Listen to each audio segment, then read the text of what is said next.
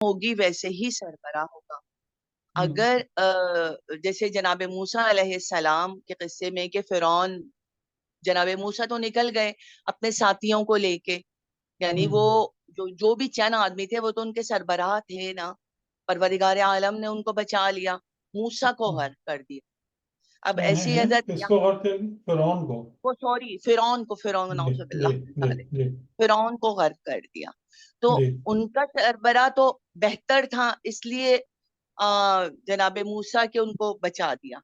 ان کا سربراہ تو جو اچھے ہیں ان کو تو بچا ہی لے گا نا اپنے سربراہ کے ساتھ. وہ جیسے امام حسین علیہ السلام کے ساتھ ہے، ہوں، شہادت ہو گئی لیکن آج بھی زندہ ہے. وہ جی بھی جی زندہ ہے لیکن معنی دونوں کے الگ الگ ہیں.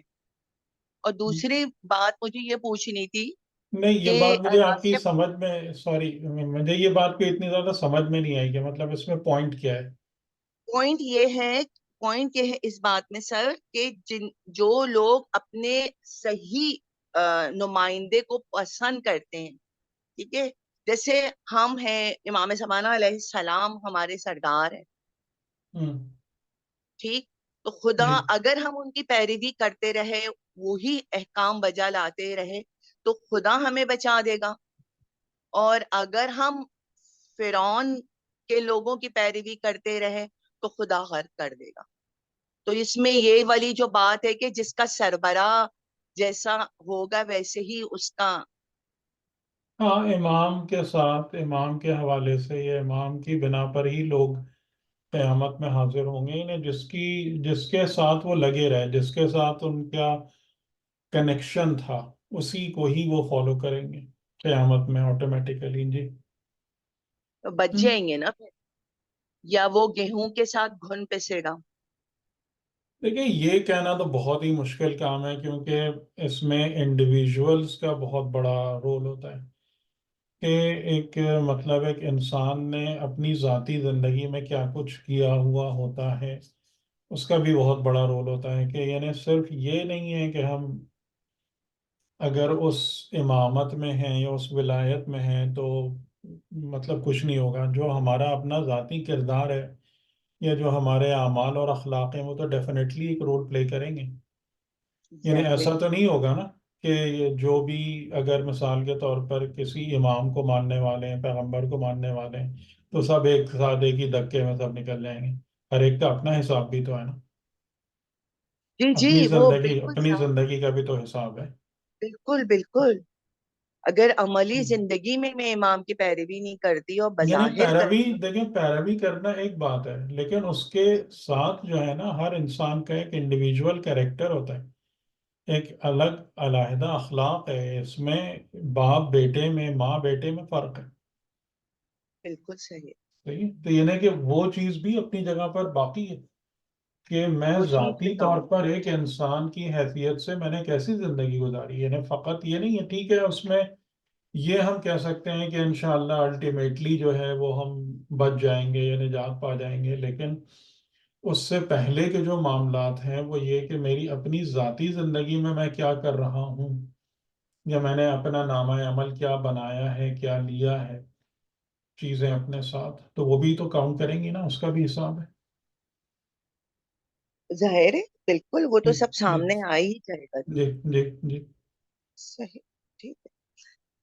تو یہ 100% میرے اوپر ہے. اور دوسرے سر میرا یہ سوال تھا، یہ راسخون فی العلم کے بارے میں جو ہے، ظاہر ائمہ معصومین علیہ السلام ہے، تو یہ آج کے دور کے جو علماء حق ہیں یا جو اتنی بڑی بڑی ریسرچ کر کے نیا نیا علم لے کر آ رہے ہیں، تو کیا یہ بھی راسخون فی العلم میں شامل ہوں گے؟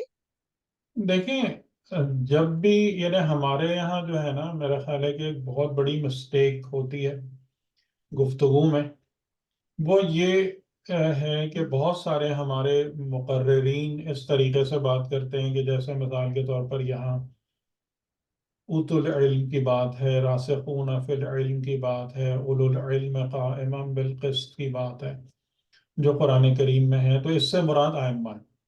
ٹھیک ہے، آپ اکثر ہماری ممبروں سے، اور خاص طور سے جو جنرل ممبر ہیں، ان سے آپ منابر ہیں، ان سے آپ اسی قسم کی گفتگو سنیں گے۔ یہاں پر جو ایک بڑی پرابلم آتی ہے وہ یہ آتی ہے کہ خدا نے جب ایک ٹرم کو یا اصطلاح کو استعمال کیا ہے تو، اور وہاں پر ظاہراً شخصیات کا نام نہیں لیا کہ یعنی جو ات العلم کے بارے میں بہت فضیلت، یعنی جن کو علم عطا کیا گیا، یا کہ جو شہد اللہ انہ لا الہ الا ہوا والملائکۃ واولو العلم قائما بالقسط، کہ جو صاحبان علم ہیں اور قائم بالقسط ہیں، وہ اس قدر بلند مرتبہ رکھتے ہیں کہ ملائکہ کے ہمراہ اور خدا کے ساتھ وہ توحید پر گواہیں۔ ٹھیک ہے، اب یہاں پر کسی کا نام نہیں لیا، یعنی جیسے قرآن کریم نے اتنے سارے پیغمبران کے نام لیے ہیں، ان کی بات کی ہے، یہاں پر ایون کسی پیغمبر کا بھی نام بھی نہیں لیا کہ اولو العلم یعنی مثلاً فلاں، یعنی مثلاً فلاں، یہ اس طریقے سے بات نہیں کی ہے۔ یا والذین اوتوا العلم درجات، کہ جو اوت العلم ہے ان کے لیے درجات ہیں، اب یہاں کسی کا بھی نام نہیں لیا۔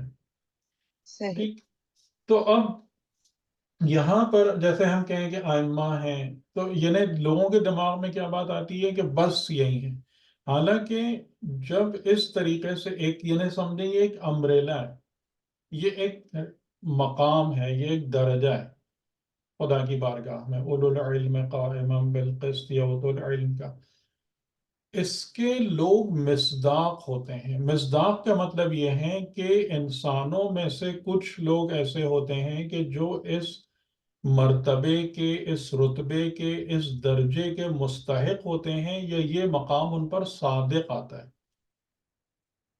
ٹھیک ہے، تو جو مصداق ہونے کی بات ہے تو وہ اس میں خدا جب ایک نام لے رہا ہے تو اس کو بند نہیں کر رہا کسی میں۔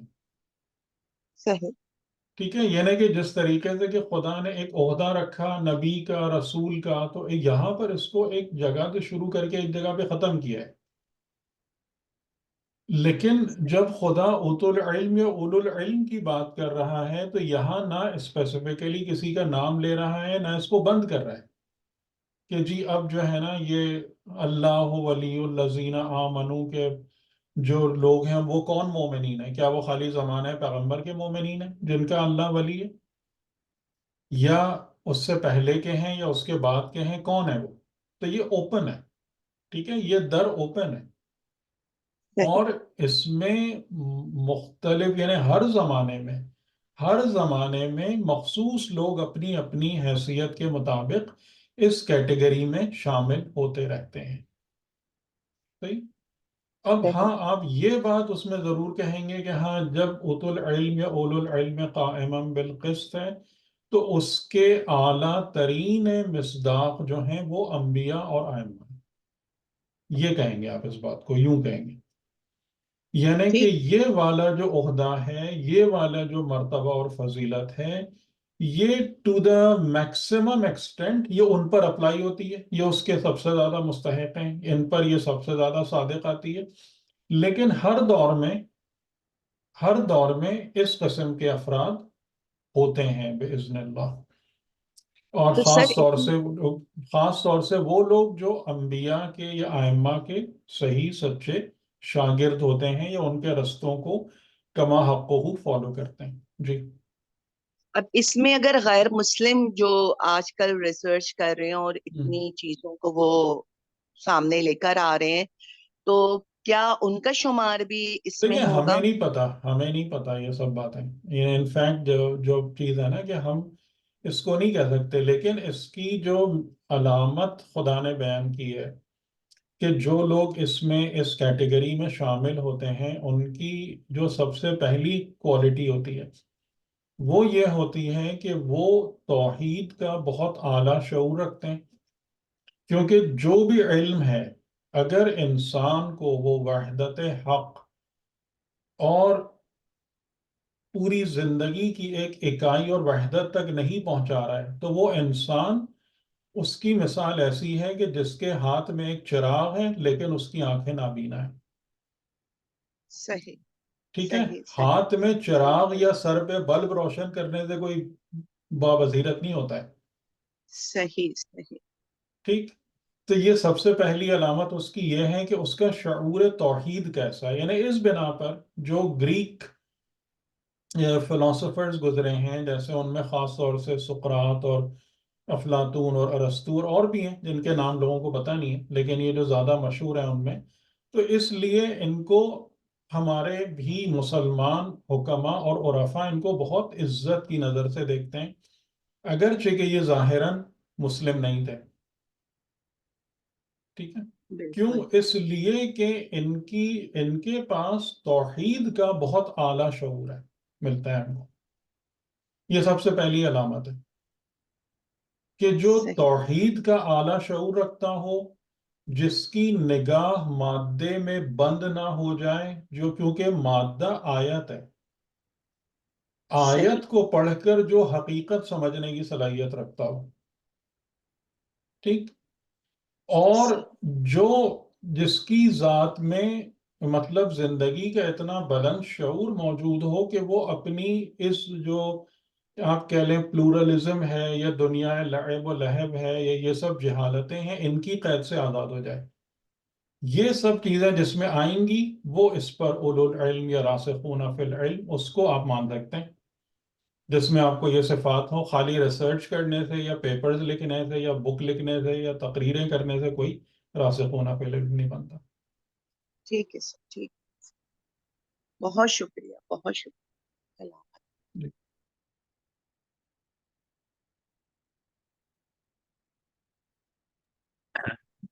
خال فاطمہ زہرا، فاطمہ زہرا آپ ہوسٹ ہیں، آپ ذرا سر کو ہوسٹ بنا دیجیے.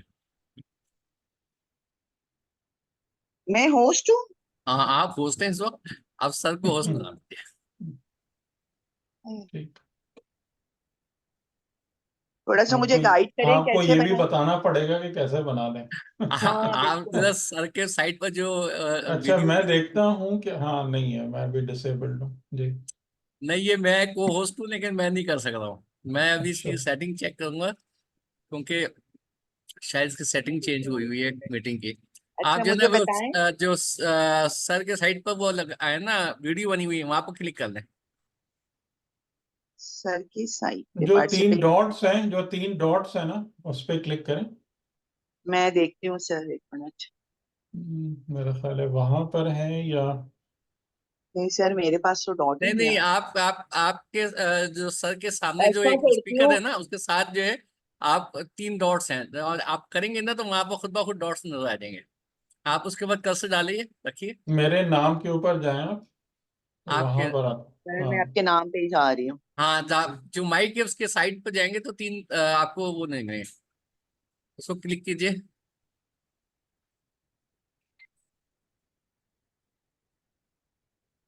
جی ٹھیک ہے. اب ہوا؟ ہو گیا. جی ہو گیا ہو گیا ہو گیا. اچھا میں خود کیسے نہیں. بہت جی. شکریہ. بسم اللہ الرحمن الرحیم. اچھا تو اور اس میں کسی کا کوئی سوال ہے؟ حضرت اس میں ایک میرا ہی سوال تھا جو بھی آپ ذکر کر رہے تھے. ہوں. اس میں ایکچولی ہمارے پاس کچھ روایات ہیں جو نص معصوم ہے، جیسے راسخون فی العلم کے بارے میں، کہ بہت زیادہ روایت ہیں بلکہ کہ ہم ہی راسخون فی العلم ہیں. ہوں. ہوں. جب ہم ہی کا ورڈ ہے تو ہمارے یہاں بہت سارے علماء اور بہت سارے جو ہمارے عربی وانٹیڈ نو اردو. اس میں تو اردو میں ترجمہ ہی نہیں نہیں، میں پاس ہے. پھر تو کوئی فیصلہ نہیں ہو سکتا اس پر. اس کی عربی دیکھنا ہوگی، جو روایت بھی آپ بتا رہے ہیں نا اس کی عربی دیکھنا ہوگی. جیسے ہم ہی اہل ذکر ہیں، ہم ہی راسخون فی العلم ہیں، نہیں، یہ روایات. وہ والی چیز جو ہے نا، یعنی نحنو کا ورڈ اگر ہے، اگر جی نحنو، جی. تو نحنو میں ہم ہی تو نہیں آتا نا. یہ تو عربی، اس کی عربی دیکھنا ہوگی. یہ ترجمے میں تو خیر بہرحال بہت گڑبڑ سڑبڑ ہے. اور جو بھی ہے مطلب اس کے علاوہ بھی دیکھیں، میں آپ لوگوں کو ایک چیز وہی بتا رہا ہوں نا کہ ایک یا دو روایات سے مسائل حل نہیں ہوتے ہیں. اس کے لیے پورا اوور آل آپ کو چیزوں کو سمیٹ کے پورا کنیکشن بلڈ کرنا پڑتا ہے.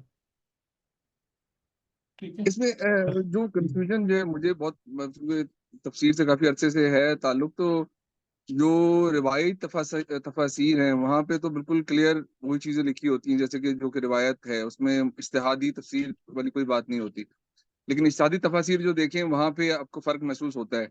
اب سوال یہ ہے کہ جہاں نص معصوم موجود ہو وہاں پہ ہم اجتہادی تفسیر کر سکتے ہیں؟ کوئی اگر نص معصوم ہے بس قطعی طور پہ آ گئی ہے تو اس پہ پھر ہم اجتہاد کیسے کر سکتے ہیں؟ نص معصوم سے مطلب کیا مراد ہے آپ کی؟ روایات یعنی خود، واضح روایات حدیث جو ہمارے خود پاس، ہیں، نہیں، روایات جو خود ہیں وہ اوپن ٹو اسکروٹنی ہیں۔ جتنی بھی روایات ہیں آپ کے پاس، آپ اس کے بارے میں 100% ہیں، کوئی بھی عالم 100% ہے کسی روایت کے بارے میں؟ جیسے اب آپ صحیح حدیث، نہیں، جیسے آپ اب صحیح بھی پروبیبل ہے۔ اگر صحیح پروبیبل نہیں ہوتا تو اتنے زیادہ، اور آپ مجھے ایک بات یہ بتائیں، میں ابھی ظاہر ہے یہ موضوع نہیں ہے بالکل بھی، آپ کسی عالم کے پاس بیٹھیں جو صحیح آپ کو بتا سکتے ہوں، سمجھا سکتے ہوں، اور ان سے آپ یہ بات پوچھیں کہ آپ کے جو بھی عالم ہیں ان کے پاس کتنی حدیثیں ایسی ہیں کہ جس کو وہ کہہ سکتے ہیں یہ 100% کلام معصوم ہے شروع سے آخر تک؟ آپ پوچھیے ان سے، اگر وہ اس اجتہاد سے اور ان چیزوں سے وہ رکھتے ہیں، اس بارے میں معلومات رکھتے ہیں، تو پوچھیں ذرا ان سے۔ آپ میں نے کا خود بھی جی میں نے خود بھی اس بارے میں مطلب جیسے کافی کے بارے میں بہت شرائح لکھی گئی ہیں، باہر مطلب یہ جو تھے مجلسی صاحب کی جو ہے کیا نام اس کتاب کا، جس میں انہوں نے ہوں کافی کے بارے میں ہوں صحیح اور جو ضعیف اور ہوں مرسل سارے سب کو، خبر واحد سب کو الگ الگ کیا ہے۔ تو اس میں بھی اگر دیکھیں تو ہمیں مطلب اب ہم کس طرح اگر ہم ہر حدیث کو ہی سمجھ لیں کہ حدیث یہ، یعنی صحیح حدیث کو بھی جس کے علماء نے رجال کے ہاں، بعد تو جو جس کہا کو کہ علماء صحیح نے، حدیث ہے۔ لیکن ہم علماء کے پاس کہاں جا رہے ہیں؟ آپ مجھے یہ بتائیں نا کہ ہمارا بہرحال یہ پھر ایک بہت ہی عجیب سا ٹاپک چھڑ جائے گا، میں اس پہ نہیں جانا چاہتا ہوں بالکل بھی، لیکن جو چیز حقیقتاً تحقیق شدہ ہے یا جو بڑے علماء، وہ آپ کے اور میرے پاس ہے کدھر؟ ہمیں تو جو چیز بھی مل رہی ہے وہ ہمارے یہاں جو صاحبان ہیں وہ بتا رہے ہیں، وہی ہمیں پتہ ہے، یا ہمارے یہاں، یعنی کہ آپ اس میں ہی، میں آپ کو صرف ایک مثال دوں کہ علامہ طباطبائی نے بہار الانوار پر تعلیقہ لکھنا شروع کیا تھا، جی سر۔ خود خود نجف کے مجتہدین نے اس کو رکوایا ہے۔ اس سے جی جی، آپ وہ اندازہ کر مجھے لیجئے، پتا ہے، وہ مجھے اس سے پتا آپ ہے۔ اندازہ کر لیجئے، جی جی۔ ان سب لیکن چیزوں سے آپ اندازہ کر لیجئے کہ یہ مسائل اتنے آسان نہیں ہیں، ٹھیک ہے؟ عام تو عوام اس کہاں وجہ گئے؟ سے جی، نہیں، عام اسی عوام طریقے کہاں سے گئے؟ دیکھیں، اسی طریقے سے تو جو ہمیں سمجھ میں آتا جا رہا ہے نا، یعنی آپ کو، آپ جو میں بات کہنا چاہ رہا ہوں کہ آپ ایک سورس پہ آئیں، اس کو اچھے طریقے سے سمجھیں، اس کے لفظوں پر غور کریں، وہاں سے اپنے کنسپٹس کو آپ بلڈ کرنا شروع کریں نا۔ ہم جو کام کر رہے ہیں وہ یہ کام کر رہے ہیں کہ جو ہمارا سورس ہے، یعنی کہ جو کچھ ہمارے ہاتھ میں دیا گیا، کتاب خدا ہمارے ہاتھ میں دی گئی، ہم اس میں غور ہی نہیں کرتے، اور ہم ادھر ادھر چلے جاتے ہیں فوراً، اور وہیں سے ساری گڑبڑ پیدا ہوتی ہے۔ لیکن اگر اس میں مسئلہ یہ ہے نا کہ دیکھیں اب آپ اجتہادی تفاسیر جو ہیں، اب اجتہادی تفاسیر میں بھی اجتہادی میں کا کیا چونکہ مطلب؟ تقابلی، یعنی اجتہادی تفاسیر جو ہماری جیسے طباطبائی صاحب کی ہے یا تفسیر نمونہ ہے، ان کے اندر دیکھیں تو ان کے اندر بھی بہت زیادہ یعنی آیات کا جو تفسیر ہے وہ بعض اوقات بالکل الٹ تفسیر میں ملتی ہے، یعنی جو وہ ایک تفسیر الگ، دیکھیں اس ایک میں، عالم کر رہا ہے۔ نہیں، اس میں اس کی جو بات ہے نا، جس طریقے سے ہم کوشش کر رہے ہیں کہ آپ سب سے پہلے لفظوں کو ڈھنگ سے سمجھیں، ٹھیک ہے، ان کو پراپرلی سمجھیں۔ آپ کہیں بھی دیکھیں گے نا تو گڑبڑ انہی جگہوں پہ آ رہی ہے کہ ہم قرآن کے متن کو صحیح طریقے سے توجہ کیے بغیر چیزوں کو اسکپ کر دیتے ہیں، اور سب سے زیادہ ان جگہوں پر ہم گڑبڑ کرتے ہیں کہ جہاں پر ہمیں قرآن کا بیان جو ہے نا وہ اپنی سمجھ یا اپنے طریقوں سے الٹ دکھ رہا ہوتا ہے۔ بہت ساری ایسی جگہیں، یعنی جیسے اس کی ایک بہت بڑی مثال خود ایاک نعبد و ایاک نستعین ہے۔ یہ ایک رانگ وے آف اسپیچ ہے، آپ اس طریقے سے بات نہیں کرتے، یعنی آپ کبھی بھی کسی سے یہ نہیں کہیں گے کہ تیرے لیے ہم یہ کرتے ہیں، یا تیری ہی ہم عبادت کرتے ہیں، یا تجھ سے ہی ہم مدد مانگتے ہیں، یا تیری ہی مدد ہم تلاش کرتے ہیں. آپ یعنی گفتگو کے اندر جو فگر آف اسپیچ ہے اس میں آپ فرسٹ پرسن کو پہلے لاتے ہیں، نہ کہ فرسٹ پرسن کو پیچھے کر دیتے ہیں. تو اس قسم کی چیزیں جو ہیں آپ دیکھیں گے کہ بہت کم ترجمے ایسے ہیں یا وہ ہیں کہ جو اس چیز کو پک کریں گے، اس بات کو. ٹھیک ہے، یہ ایسے ہی اور بہت سارے مقامات ہیں. تو ہمارے جو جتنا میں نے سمجھا ہے نا کہ تفاسیر کرنے کے دو طریقے ہیں مینلی. ایک طریقہ یہ ہے کہ آپ قرآن کو 100% ایکوریٹ مان کر اور بالکل اس ٹریک کو فالو کریں اور ایکسپلور کرنے کی کوشش کریں جو قرآن آپ کے لیے بنا رہا ہے. اور دوسرا طریقہ یہ ہے، اور اس کے بھی دسیوں رنگ ہیں، کہ آپ کے پاس پہلے سے چیزیں موجود ہیں، آپ نے پہلے سے بہت سارے فریم ورکس بنائے ہوئے، اور آپ قرآن کی آیتوں کو ایک اس لحاظ سے پڑھتے ہیں کہ کون سا میننگ جو ہے نا میرے کس فریم ورک کو سیٹسفائی کر رہا ہے یا فٹ کر رہا ہے. زیادہ تر تفاصیر اس لحاظ سے بھی نہیں. تو بھئی یہ پرابلم ہے، اور یہی میں آپ سے بات شروع سے کہنا چاہ رہا ہوں کہ اب یہ آپ کی چوائس ہے کہ آپ کس راستے پہ جانا چاہتے ہیں. تو یہ آپ ہے مسئلہ، اب اس کو کیا کریں گے ہم اس کو اب کیا آپ کریں نے گے؟ نہیں یہ مسئلہ یہ ہے نا کہ جیسے جو کوئی آپ کے لیول پہ چلا جائے، تفسیر کرنے کے لیے بہت سارے علوم چاہیے نا. جیسے آپ کے لیول پہ کوئی اتنا جس نے اپنی زندگی دی اور اس لیول علوم تک اتنے پہنچا. نہیں چاہیے، علوم کی بات یہاں پہ نہیں ہے، علوم نہیں ہے. قرآن کی خدمت میں بچہ بن کر، طفل مکتب بن کر حاضر ہونا ہے، یہ ہے اصل بات. یہ اپنے جتنے باعثز، اپنے پہلے دماغ میں آئی ہوئی باتیں، یہ سب کو ہٹا دیں، اور صرف جو کتاب خدا جو آپ سے بات کر رہی ہے نا، جو آپ کو بات کہنا چاہ رہی ہے، آپ اپنا کچھ بھی سوچنا چھوڑ دیں کہ میں اس سے تعلق رکھتا ہوں، یا یہ عقیدہ ہے، یا فلاں ہے، یا ولا، ان سب کو چھوڑ دیں. آپ نمبر 1 قرآن کے پیغام کو ایز اٹ از لیں، اس کی ایکیوریسی پر، اس کی حقانیت پر 100% یقین اور اعتبار کرتے ہوئے. فرق بس یہاں سے پڑتا ہے، جتنا میں نے دیکھا ہے اسی جگہ پہ فرق ہے. یا پھر کہ جو ہمارے پاس کہ میں شیعہ ہوں تو میں قرآن کو شیعہ ہو کے پڑھوں گا، میں اگر فلاں ہوں، سنی ہوں، یا میں کچھ اور ہوں تو میں اس کے، یعنی ہر ایک کے آنکھوں پر کوئی نہ کوئی اینک لگی ہوئی ہے جس اور لینس تو کے تھرو سے وہ قرآن کو دیکھ رہا ہے. جب ہم یہ والی دیتے ہیں نا جو آپ دے رہے ہیں، میں نے بھی مطلب میری اس پہ کچھ بحث وغیرہ بھی ہو چکی ہے، تو اس میں وہ پھر کہتے ہیں یہ تو حسبنا کتاب اللہ والی بات ہے. نہیں ٹھیک ہے، اگر چھوڑ آپ دیں، چھوڑ دیں، آپ اس کو معلم کو دیکھیں. چھوڑ دیں گے. نہیں محترم، بات یہ نہیں ہے، معلم وغیرہ سب اپنی جگہ پر موجود ہوتا ہے، لیکن بات جو ہے نا وہ صرف ایک ہے کہ میں جو بھی بات کہہ رہا ہوں نا، میں اس کے پروف میں آپ سے کچھ بھی نہیں کہہ سکتا.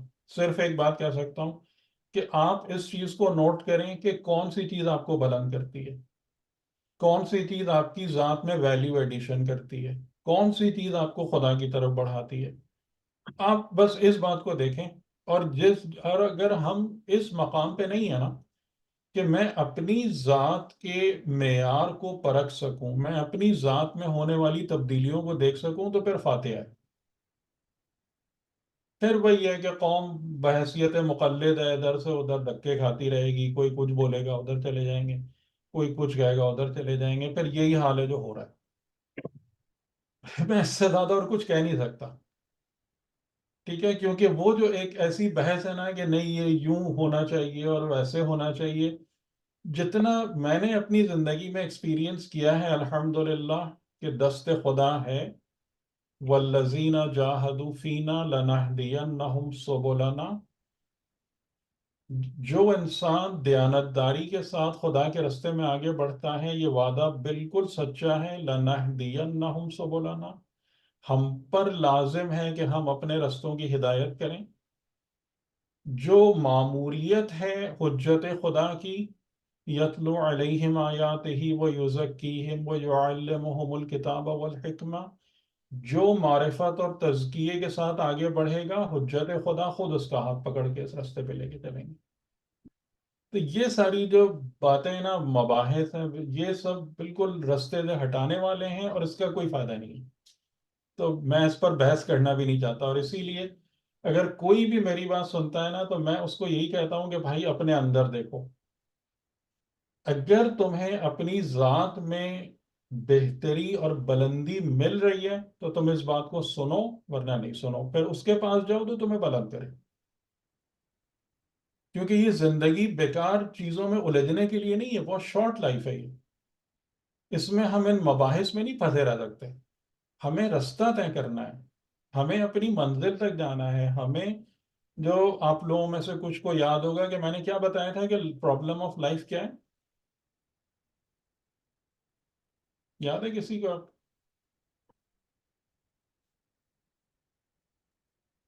سر کے ہدف کو ہم بھول جاتے ہیں. پرابلم آف لائف میں نے یہ بتایا تھا نا کہ غفلت ہے. پرابلم آف لائف یہ نہیں ہے کہ ہم نہیں، پرابلم کا مطلب ہے کہ ایک ایسا مسئلہ جس کا ہمیں زندگی میں حل نکالنا ہے. ہاں صحیح.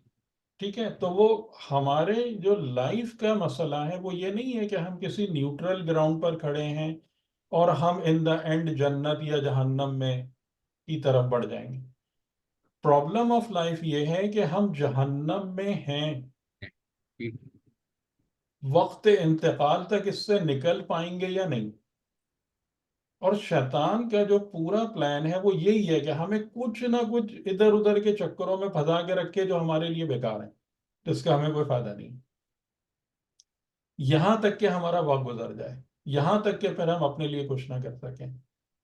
تو اس لیے نا پلیز ان سب چیزوں کو وہ کر کے اپنی ذات کے ارتقاء اور تربیت پر پوری توجہ رکھیں. یہ بہت ہی میں خلوص اور درد مندی کے ساتھ آپ سب سے یہ بات کر رہا ہوں کہ اس ایکٹیویٹی کو اختیار کریں جو آپ کو آپ کے ہدف سے قریب کرے، آپ کو آپ کی منزل کے قریب لے جائے، آپ کو بلند کرے. اور آپ کو یہ بات خود پتہ چلے گی، واضح طور سے پتہ چلے گی کہ کس رستے پر چلنے سے آپ کے اندر کیا ہو رہا ہے، آپ کے نفس میں کیا تبدیلی واقع ہو رہی ہے. جی جی جی بالکل آپ بات صحیح کی، میں بالکل ایگری کرتا ہوں. اس بات میں کوئی شک نہیں ہے، بالکل بالکل صحیح کہہ رہے ہیں. جی جی.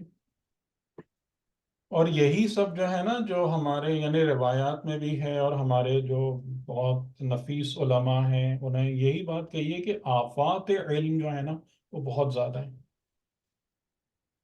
کہ علم والی جو چیز ہے نا وہ اپنے ساتھ بہت ساری آفتیں بھی لے کر آتی ہے، اس سے بچنا بہت ضروری ہوتا ہے. اور کثرت سے لوگ جو ہیں، یعنی سب سے پہلی آفت علم تو یہی ہے کہ انسان جو علم حاصل کرے وہ علم اس کو حقیقت سے نزدیک کرے، حق شناس بنائے، حق کی بارگاہ میں تعبد عطا کرے. لیکن بہت سارے لوگ تو علم حاصل کرنے کے بعد اپنی انانیت میں مبتلا ہو جاتے ہیں، اپنی میں پھنس جاتے ہیں. تو سب سے بڑی آفت تو یہی ہے. جی جی، علماء کا یہ بہت بڑا مسئلہ ہے یہ. ہاں. اور اس کے بعد جو دوسرا بہت بڑا مسئلہ ہے وہ سچائی پر نظر ہونے کے بجائے اصطلاحات اور یہ کمپیریزنس، یہ دوسری بہت بڑی مصیبت ہے علم کی. جی ٹھیک ہے. اچھا، تو اب ہم حضرت موسیٰ علیہ السلام پر بات کر رہے تھے، اور اس میں ہم نے آپ کے سامنے مختلف جگہوں سے وہ آیتیں رکھی تھیں کہ جو یعنی ان کے بنی اسرائیل کا مصر سے نکلنا اور پھر ان کا الٹیمیٹلی نجات یافتہ ہو جانا، اور قوم فرعون اور اس کے تمام جو کوہورٹس تھے، اس کے تمام الائز تھے، خدا نے سب کو جمع کر کے اور جہنم میں جھونک دیا غرق ہونے کے ذریعے سے. ٹھیک ہے. اور اس کے بعد ان کو مطلب ان تمام چیزوں کا جو سلطنت تھی اور حکومت تھی وہ بنی اسرائیل کو مل گئی. جو اس کے اندر قرآن کریم میں مختلف صورتوں میں چیزوں کو مختلف انداز سے بیان کیا گیا ہے. تو ایک نیا پہلو اور رخ جو ہے وہ سورہ یونس میں بھی ہے، تو اس کو بھی ہم تھوڑا سا دیکھ لیتے ہیں کہ فما آمن لموسیٰ الا ذریۃ من قومہ، کہ کہ ایمان موسیٰ پر نہیں ایمان لائے مگر اس کی ذریت کے علاوہ. ان کی قوم میں سے جو ذریت تھی ان کی، وہ ایک ذریت یعنی یہ نہیں کہا کہ ذریت موسیٰ، بلکہ ان کی قوم میں سے ایک ذریت یعنی ایک نسل، ایک شاخ، کچھ لوگ، ہر ایک ان کی قوم میں سے بھی ایمان نہیں لا پائے تھے. علی خوف من فرعون و ملئہم ان یفتنہم، اس فرعون کے اور اس کے سرداروں کے خوف سے کہ وہ ان کو فتنے میں مبتلا کر دیں گے. یہ جیسے ہے نا، یہ ایک نئی وہ ہے انفارمیشن ہے کہ یعنی اس میں بھی سب حضرت موسیٰ پر مومن نہیں تھے. یعنی جیسے رسول خدا کے ساتھ بھی یہ ہوا کہ جو مکے میں یعنی جب فتح مکہ ہوئی ہے تو مکے کو باقاعدہ ایک اٹیک کرنے سے خدا نے کیوں روک دیا تھا؟ کہ بہت سارے مکے کے اندر مومنین تھے جو چھپے ہوئے تھے، پوشیدہ تھے، یا آپ کہہ لیں تقیے میں تھے. وہ اسلام لائے ہوئے لوگ تھے، لیکن ان کافروں کے درمیان یہی خوف تھا ان کو کہ اپنی جائیدادوں کے چھوٹنے کا، یا اور ان کے خوف سے کچھ بھی بول نہیں سکتے تھے. تو یہ فنومینن جو ہے یہ ہوتا ہے ہر پیغمبر کے ساتھ، کہ اس قسم کے یا ائمہ کے ساتھ بھی یہ چیز رہی ہے.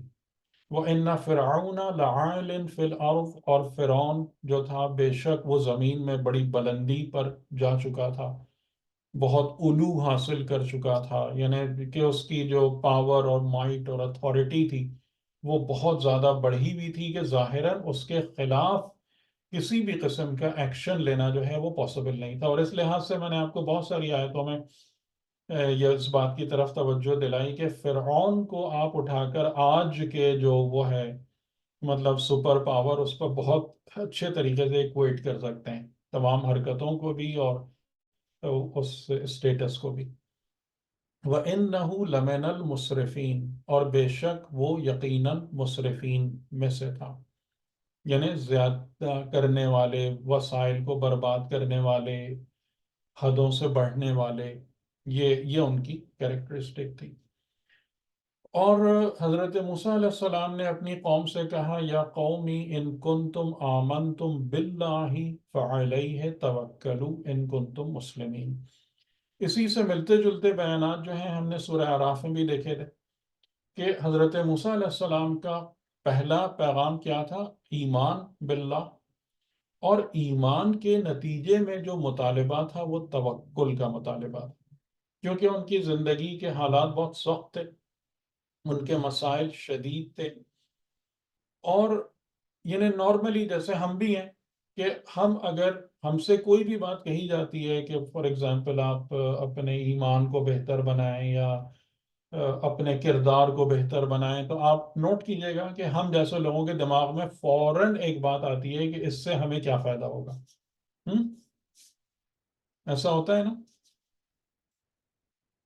کہ اگر کوئی صبح کی نماز نہیں پڑھ پا رہے تو صبح کی نماز وقت پہ پڑھو، تو یہ صبح کی نماز اول وقت ادا کرو، تو جی فوراً دماغ میں آتا ہے تو اس سے کیا ہوگا، کوئی اچھی جاب مل جائے گی، کاروبار بڑھ جائے گا، کیا ہوگا. ٹھیک، تو یعنی کہ جو ایمان ہے وہ فوراً جب ہم کوئی کام کرتے ہیں تو فوراً وہ چیز ہمارے دماغ میں کیا لے کر آتی ہے؟ بینیفٹس اپنے، یا ہمارے پرابلمس کا سلوشن. تو حضرت موسیٰ علیہ السلام نے ان کو کہا کہ ابھی جو تمہارا سلوشن ہے یعنی فرعون سے نجات، یہ فوراً نہیں مل سکتا، لیکن فعلیہ توکلوا، اگر تم مسلم ہو، اگر تم خدا کے سامنے فرما بردار ہو گئے ہو ایمان کے نتیجے میں، تو اس پہ بھروسہ رکھو کہ خدا تمہارے مسئلے کو حل کرے گا. یعنی ہر مسئلے کا حل فوری نہیں آتا، تو اس بارے میں صبر کرنا پڑے گا، توکل کرنا ہوگا. فَقَالُوا عَلَى اللَّهِ تَوَكَّلْنَا، تو انہوں نے یعنی جو اغلب امکان ہے کہ جو مومنین تھے قوم موسیٰ میں، تو انہوں نے اس جواب میں کہا عَلَى اللَّهِ تَوَكَّلْنَا، ہم نے اللہ پر توکل کیا. رَبَّنَا لَا تَجْعَلْنَا فِتْنَةً لِلْقَوْمِ الظَّالِمِينَ. یہ بھی ایک بڑا اہم جملہ ہے جو ہمیں بھی ہمیشہ اپنی دعاؤں میں اس جملے کو، اس فقرے کو شامل کرنا چاہیے. یہ بہت اہم جملہ ہے کہ اے ہمارے رب ہمیں ذریعہ آزمائش نہ قرار دے قوم الظالمین، ظالم قوم کے لیے، ظالم قوم کے واسطے ہمیں ان کے لیے ذریعہ آزمائش نہ قرار دے. ٹھیک، یعنی کہ اس کو ذریعہ آزمائش کا مطلب کیا ہے کہ بعض اوقات آپ اگر سورہ بنی اسرائیل کے اندر بھی دیکھیں یا سورہ اسراء میں اس کے بگننگ میں یا سورہ انعام کی آیتوں میں بھی ہے، آئی تھنک بٹوین 40 اینڈ 50، کہ جب خدا کسی قوم کو تباہ کرنے کا ارادہ کرتا ہے تو وہاں پر جو مترفین ہیں، یعنی وہاں پر جو یہ ٹائرنٹس ہیں، جو وسائل برباد کرنے والے ہیں، نافرمان معصیت کار، ان کو کھلی چھوٹ دے دیتا ہے. اور اس کا مقصد یہ ہوتا ہے، یعنی ان کے آگے جتنے بھی سمجھیں، آپ سمجھ لیں کہ جتنے بندھے ہوئے بند ہوتے ہیں نا، وہ سب کھل جاتے ہیں. جو دل چاہے کرو، جو دل چاہے کرو. ٹھیک، ایک ایک مدت کے لیے. اور اس کا ریزن یہ ہوتا ہے کہ تاکہ ان پر جو حکم عذاب ہے وہ محقق ہو جائے اور ان پر سارے یہ دروازے بند ہو جائیں، اور مطلب وہ ان کے لیے عذاب اور تباہی کا کہ جتنے وہ ہیں نا، انہیں مقدمات ہیں، وہ پورے ہو جائیں، ریکوائرمنٹس پوری ہو جائیں. تو لیکن جب وہ لوگ، ان کو جب کھلی چھوٹ ملتی ہے تو وہ کیا کریں گے؟ لوٹ مار کریں گے، ظلم کریں گے، لوگوں کو ستائیں گے، ان کو تکلیفیں دیں گے. ٹھیک ہے، تو اس میں ایک دعا کے اندر ایک پہلو یہ بھی ہے کہ ظالم قوم کے لیے، ان کے لیے تو وہ ایک آزمائش اور فتنہ ہے. یعنی آزمائش اور فتنہ اس اعتبار سے ہے کہ ابھی وہ، کیونکہ عذاب سے پہلے ہر ایک کے لیے ایک آزمائش کا پہلو بھی ہے کہ یہ واپس آ جائیں، توبہ کر لیں، سمجھ لیں، یا فتنہ یہ ہے کہ یہ عذاب کی طرف چلے جائیں، لیکن اس میں لوگوں کی پرابلم ہے، لوگوں کے لیے پرابلم ہے، تو ہمیں اس میں سے نہ قرار دینا. یہ اسی طریقے کے، اسی قبیل کی اور باتیں بھی جو ہیں کہ ہمیں ظالمین کے لیے، قوم ظالمین کے لیے فتنہ نہ قرار دینا. یعنی اگر تو نے فرعون کو چھوٹ دی یا وہ کیا تو وہ ہم پر نہ ظلم کریں، ہم ان کے لیے تختہ مشق نہ بنیں. وَنَجِّنَا بِرَحْمَتِكَ مِنَ الْقَوْمِ الْكَافِرِينَ، اور اپنی رحمت کے سبب ہمیں نجات دے قوم کافرین سے. وَأَوْحَيْنَا إِلَى مُوسَى وَأَخِيهِ أَن تَبَوَّآ لِقَوْمِكُمَا بِمِصْرَ بُيُوتًا. اچھا، اب یہ جو گفتگو ہے، یہ یعنی کہ یہاں پر سورہ یونس میں ایک بالکل ڈیفرنٹ انداز سے گفتگو ہو رہی ہے حضرت موسیٰ اور ان کی قوم کی. تو حضرت موسیٰ علیہ السلام نے اپنی قوم کو کہا کہ ایمان لاؤ، خدا کے سامنے تسلیم ہو، اس پر توکل کرو. اور ان کی قوم کے ایک جو تھا، جیسے وہی میں نے ہمیشہ کہا کہ سب لوگ اس معیار پہ نہیں ہوتے، لیکن جب تک ایک طبقہ وہ اس معیار پر نہیں آتا جو خدا کو چاہیے، اس وقت تک قوم کو نجات ملتی بھی نہیں. یہ بھی طے شدہ بات ہے کہ قوم اپنی مصیبتوں سے باہر نہیں آ پاتی جب تک کہ ایک معیاری طبقہ ان میں نہ پیدا ہو جائے جو خدا کی الہی ریکوائرمنٹس کو پورا کر رہے ہیں. تو وہ یہ لوگ تھے. تو اب اس کے بعد اللہ تعالیٰ نے وحی کی حضرت موسیٰ اور ہارون ان کے بھائی کی طرف کہ تم مصر میں اپنی قوم کے لیے گھر بناؤ، بیوت. وَجْعَلُوا بُيُوتَكُمْ قِبْلَةً، اور قرار دو اپنے گھروں کو قبلہ. وَأَقِيمُوا الصَّلَاةَ، اور صلاۃ قائم کرو. وَبَشِّرِ الْمُؤْمِنِينَ، اور جو مؤمنین ہیں ان کو بشارت دو کہ ان کے لیے جو ہے نا دنیا اور آخرت دونوں کی فلاح اور برکت موجود ہے. اس سے آپ میں سے کسی کو کیا سمجھ میں آ رہا ہے اس جملے سے؟ کیا انسٹرکشنز ہیں یہ خدا کی طرف سے حضرت موسیٰ اور ہارون کو؟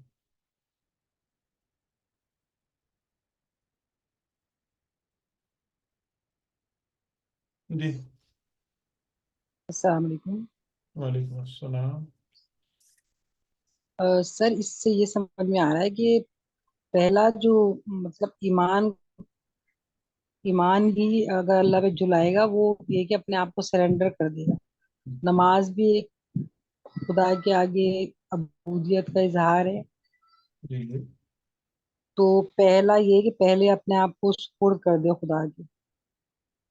ہوں جی اور اس کے یعنی کہ بعد یہ جو ہے ہاں کہ یہ مصر میں اپنی قوم کے لیے گھر بناؤ، گھروں کو قبلہ قرار دو، اور صلاۃ قائم کرو، اور مومنین کو بشارت دو. 4 چیزیں ان کو کہیں. سر اس میں ایک تو یہ چیز آ گئی کہ جیسے جو ان کو کسی ایک جگہ پر رہائش اختیار کرنے کے لیے کہا گیا تو وہ ایجپٹ یا مصر کا ہی چناؤ انہوں نے اسپیسیفکلی اس جگہ کا کیا جو that was the land of Pharaoh. تو ایک تو اس میں یہ چیز سمجھ آتی ہے کہ وہ قوم جو اوپریس تھی وہ مطلب اسی اپنے اوپریسر کے ایریا میں ہی اس کو برتری مصر میں یا تو خیر وہ تھے ہی، رہائش کا. وہ تو تھے ہی وہیں پہ. جی جی جی لیکن اب ان کو مطلب یہ کہ جس طرح اس کا بساؤ والا لفظ آ رہا ہے نا تو آئی تھنک بساؤ کی شاید تھوڑی سی واسٹ میننگ ہو رہا ہے. ہوں جی جی اور اس کے بعد پھر یہ ہے کہ غالباً جب بساؤ ہے تو بستی مینس کہ وہ ساری کی ساری ایک ان کا کمیونیکیشن، ان کا انٹریکشن جو ایک سوشل سیٹ اپ میں ہونا چاہیے، غالباً اس کی اہمیت کو اجاگر کیا جا رہا ہے. خاص طور پہ یہ ساتھ میں نماز کا ذکر کرتے ہوئے جس میں ہمیں مطلب ایک جماعت کا یا کانگریگیشن کا تصور ہے، کانسیپٹ ہے. تو غالباً یہ وہ بھائی چارہ اور میوچل انڈرسٹینڈنگ اور اس قسم کی چیزوں کی ڈیولپمنٹ کے لیے غالباً. ٹھیک ٹھیک صحیح. جی سر اس میں جی 2 چیز نظر آ رہی ہے. ایک تو یہ کہ جو وعدہ کیا تھا شروع میں کہ زمین کا وارث خدا بنائے گا، تو یہاں پر یہ وعدہ پورا ہو رہا ہے اور وہ گھر بنانے کی بات کی جا رہی ہے. دوسرا یہ ہے کہ عبادت کرنے کے لیے یا خدا کی بندگی کے لیے جو ہے وہ کسی مقام پہ جو ہے وہ اسٹیبل ہونا بھی ضروری ہے. یعنی جیسے حضرت یوسف علیہ السلام کے کیس میں دیکھا تھا ہم نے کہ ان کو بھی جو ہے وہ ایک مقام پہ قرار دیا. تو یہ 2 باتیں سمجھ میں آئی. اگر اس میں پہلی بات جی جی سوری ہاں فرمائیے. جی پہلی بات تو کہیے آپ یہ کہ اس میں یہ مصر کے بارے میں بات ہو رہی ہے. اس کا مطلب یہ ہے کہ ابھی تو وہ وہاں سے نکلے نہیں ہیں، بلکہ ہم دوبارہ مطلب فرعون کے زمانے کی بات ہو رہی ہے. اور یہ بھی تھا کہ فرعون نے ان کی ساری بادگاہیں جو ہے نا وہ تباہ کر دی تھیں. تو اس لیے ان کو حکم ہو رہا ہے کہ تم جو ہے نا اپنے ہی جو گھر ہیں ان کو عبادت گاہوں میں تبدیل کرو اور وہاں پہ اسی میں عبادت کرو. اس طرح کی کوئی بات ہے، کیونکہ تاریخی طور پہ تو یہ تھا کہ وہاں ان کی کوئی عبادت گاہ تھی نہیں، رہی نہیں تھی وہاں مصر میں. اچھا ٹھیک ہے ٹھیک ہے مناسب. جی جی اصل آپ میں کچھ کہہ رہے ہیں. جی میں یہ کہہ رہا تھا کہ جو بنی اسرائیل تھے وہ مصر آنے سے پہلے ایک طرح سے خانہ بدوش والی زندگی گزار رہے تھے. اب مصر میں آئے ہیں تو ان کو ایک شہر میں آباد ہوئے ہیں. مصر کا مطلب شہر ہے یہاں پر. اچھا یہاں پر آنے کے بعد جب گھر بنانے کا حکم ہے اور پھر ان گھروں کو قبلہ بنانے کا حکم ہے کہ ان گھروں کو قبلہ بنائیں یا اس میں ہی آپ نماز قائم کریں، پڑھیں. مطلب نماز کے لیے قبلہ چاہیے ہوتا ہے تو وہ قبلہ بنائیں اس کو. اور پھر اس کے بعد ہے کہ اس میں آپ نماز قائم کریں، صلاۃ قائم کرو اور پھر بشر کے بعد. تو یہ جو مسئلہ ہے یہ اس طرح سے ہے کہ یہ پہلے خانہ بدوش کی زندگی تقریباً گزارے تھے. تو یہ مصر پہلی دفعہ ان کو شہر ملا ہے. مطلب پہلے گاؤں وغیرہ میں کہنا چاہیے ہوتے تھے، تو مصر ان کو پہلی دفعہ ملا ہے جہاں اس کو وراثت ملی شاید. چلیں اچھا ہے ماشاء اللہ آپ لوگوں نے اچھی فکر کی. تو اس کو تھوڑا سا اگر ہم اور زیادہ ریفائن کر لیں اس کو سر تو اس میں یہ ایک پوائنٹ ایڈ کرنا چاہوں گی کہ اگر یہ جو قبلہ کا لفظ ہے نا غالباً یہ بھی کچھ ایکسٹرا سگنیفیکینس شو کر رہا ہے کہ قبلہ ڈائریکشن اورینٹیڈ. تو یہ جو گھروں کی کنسٹرکشن یا شہر بسانے کی بات ہے اور اس کے ساتھ قبلہ کنیکٹڈ ہے، تو اس کا تعلق کسی ڈائریکشن وغیرہ سے بھی ہے. جی اب دیکھیں اس کو سمیٹنے کی کوشش کرتے ہیں جی کہ یہاں پر جو سب سے پہلا حکم خدا کی طرف سے آیا کہ ان تبوأ لقومکما بمصر بیوتا، تو یہاں سے جو بات سمجھ میں آ رہی ہے کہ یہ اس وقت جو قوم بنی اسرائیل تھی یہ اس ملک مصر میں ہی موجود تھے، یعنی کہ جو ملک، ظاہر ہے کہ وہ ملک مصر کی جب بات ہو رہی ہے تو وہ یوں نہ سمجھیے گا کہ آج کے دور کی بات ہے کہ جس میں ویل ڈیفائنڈ باؤنڈریز ہیں اور یہ سب چیزیں، یعنی وہ علاقہ جو مصر کے حوالے سے جو، بلکہ مصر جو ہے وہ یعنی دریائے نیل کے کنارے جو سارا وہ ایریا تھا، تو یہ تتر بتر تھے، بالکل بکھرے ہوئے تھے جیسے صحراؤں میں، میدانوں میں۔ تو سب سے پہلا جو حکم ہے وہ اس بات کا حکم آیا ہے کہ لوگوں کو ایک جگہ جمع کرو اور ان کے لیے باقاعدہ گھر بناؤ، ٹھیک ہے؟ یعنی کہ یہ ایک جو صحرائی اور خانہ بدوشی والی زندگی ہے، یہ بکھری ہوئی زندگی ہے، ڈس آرگنائزڈ لائف ہے بنی اسرائیل کی، اس کو ختم کرو، ان سب کو ایک جگہ جمع کرو اور گھر بناؤ۔ قبلے کا ورڈ یہاں پہ کافی انٹرسٹنگ ہے، اور آپ سب لوگوں کا ذہن جو ہے وہ قبلے کے لفظ سے جا رہا ہے، یعنی جیسے ہمارے لیے کعبہ ہوتا ہے۔ وَاجْعَلُوا بُيُوتَكُمْ قِبْلَةً، یہاں پر اس کا مطلب یہ ہے کہ جب تم اپنے گھروں کو قرار دو، گھر بناؤ، تو وہ گھر ایک دوسرے کے بالمقابل بناؤ۔ گھر کیسے بناؤ؟ جیسے آج آپ بناتے ہیں، ٹھیک ہے؟ یعنی آپ دیکھیں کہ بلکہ وہی اگر آپ کا جو مطلب، میں کبھی جیسے جاتا ہوں جعفر طیار یا اس ہمارے یاسر کالونی میں، تو وہ میں نے دیکھا تھا کہ لوگوں نے کیا حشر کر دیا بعض جگہوں پہ، کہ قبلتاً جو ہے نا یہ امپورٹنٹ ہے یا نہیں، کہ گھر ایک دوسرے کے بالمقابل ہوں۔ اگر ایک گھر مشرق فیس کر رہا ہے، ایک گھر شمال فیس کر رہا ہے، ایک جنوب فیس کر رہا ہے، سب اپنی اپنی مرضی سے گھر بنا رہے ہیں، تو وہ کوئی بنے گی، وہ کوئی کالونی یا کوئی سٹی بنے گا پراپر؟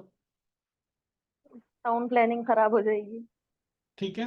تو یعنی یہاں پر جو سب سے پہلی اہمیت کی بات جو بتائی گئی موسیٰ اور ہارون کو، وہ یہ کہ اس بکھری ہوئی قوم کو ایک با ترتیب اور ڈسپلنڈ لائف میں لے کر آؤ،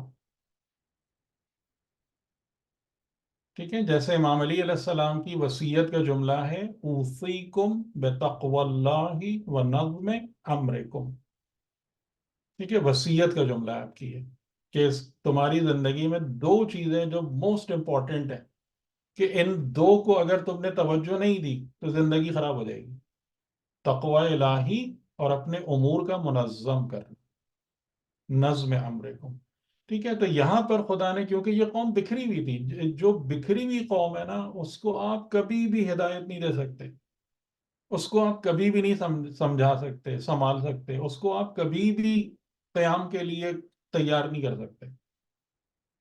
یہ اصول یہاں پہ نظر آ رہا ہے، یعنی جو آج ہم حال خود اپنی قوم کا دیکھ رہے ہیں کہ ٹھیک ہے ہمارے گھر شاید اتنے منتشر نہ ہوں، لیکن ہماری فکریں اتنی ہی منتشر ہیں کہ کسی ایک کی فکر کسی دوسرے سے نہیں ملتی، کسی ایک کی چاہت کسی دوسرے سے میچ نہیں کرتی۔ تو سب سے پہلی چیز ہے منظم کرنا۔ تو وَاجْعَلُوا بُيُوتَكُمْ قِبْلَةً کا معنی کیا ہوگا؟ کہ گھر کیسے بناؤ؟ ایک دوسرے کے ایک دوسرے سامنے کے فیس سامنے کرتے ہوئے۔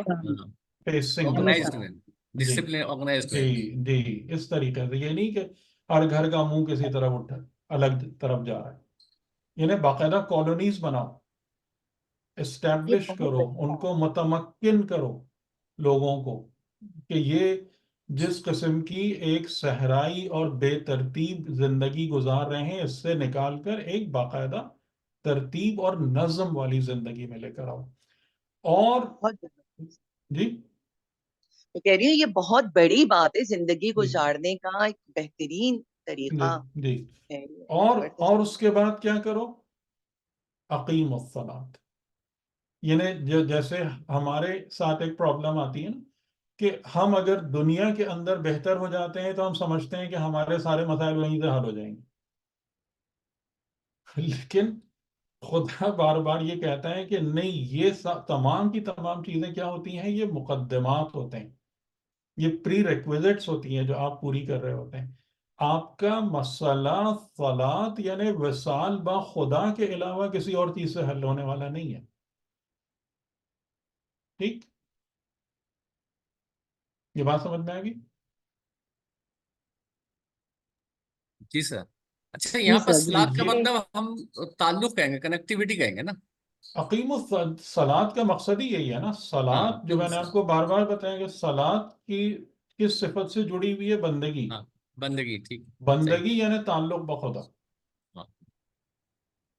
تو اور اسی وجہ سے عقیمو کا ورڈ جو ہے نا اٹ میک سینس کہ اگر یہ کوئی پڑھے جانے والی چیز ہوتی تو اقرؤ کا ورڈ آتا. یہ ادا کا عقیمو کا ورڈ یہ ہے یعنی قائم کرو. تو قائم آپ کس چیز کو کرتے ہیں؟ یعنی جیسے رسول خدا کی روایت میں الصلاۃ عمود الدین، یہ سینس سمجھ میں آ رہا ہے، یہ کنیکٹ ہو رہا ہے نا. الصلاۃ دین کا ستون ہے، یعنی اس ستون کو، اس پلر کو قائم کرو اور قائم رکھو جس پر تمہارے دین کی عمارت کھڑی ہوتی ہے. یہ ایک معنی ہے اس کا. تو اقیم الصلاۃ یعنی خدا سے تعلق قائم کرو. تو خدا سے تعلق قائم کرنے کے لیے پہلی ریکوائرمنٹ کیا ہے؟ کہ آپ اپنی زندگی میں منظم اور با ترتیب اور با تمیز ہوں. یہ بکھری ہوئی الٹی سیدھی منتشر زندگی جو ہے نا انسان کو خدا تک بھی نہیں جانے دیتی، اس میں بھی رکاوٹ ہے. ٹھیک، تو آپ کو سمجھ میں ہے کہ پورا خدا تعالیٰ نے کیا، اور ظاہر ہے یہ سب ہمارے لیے بھی ہے یا نہیں ہے؟ یہ ہمارے ہی لیے ہے نا یہ سارا درس، یہ جی سارے طریقے. جی ساری سارے ہماری. جی طریقے. جی بالکل. جی صحیح. وَبَشِّرِ اور ڈسپلنڈ الْمُؤْمِنِينَ. جی ڈسپلن لائف گزارنے پر اہمیت پہ اس کی بہت زور بہت دیا جا زیادہ، رہا ہے. بہت زیادہ. جیسے میں نے آپ کو بتایا، آپ دیکھیں کہ ایک انسان اگر وصیت میں کوئی جملہ بولتا ہے تو وہ کون سا جی جملہ ہوگا جس کو وہ ویلیو دیتا ہے حقیقتاً. تو اگر امام علی علیہ السلام یہ جملے اپنی وصیت میں بول کر جا رہے ہیں کہ اوصیکم بتقوی اللہ ونظم امرکم، تو اس سے آپ کو سمجھ میں آ جانا چاہیے کہ آپ کی نظر میں ان باتوں کی کتنی اہمیت ہے. اچھا یہ والے اسباق جو ہے نا یہ ہم کو پڑھائے ہی نہیں جاتے انفارچونیٹلی، کہ پیغمبر اکرم کی زندگی کتنی منظم تھی، کتنی ڈسپلن لائف تھی. یعنی ایون آپ نے، یہ مجھے آغا جعفر صاحب کی باتیں یاد آتی ہیں کہ وہ کہتے تھے کہ پیغمبر اکرم کسی بھی اس میں جنگ میں بھی گئے نا تو ازواج ساتھ ہوتی تھی. یعنی ایز اف کہ آپ اپنی جو ایک نارمل ڈیلی روٹین لائف ہے نا، آپ حالت جنگ میں بھی اس سے باہر نہیں جاتے تھے.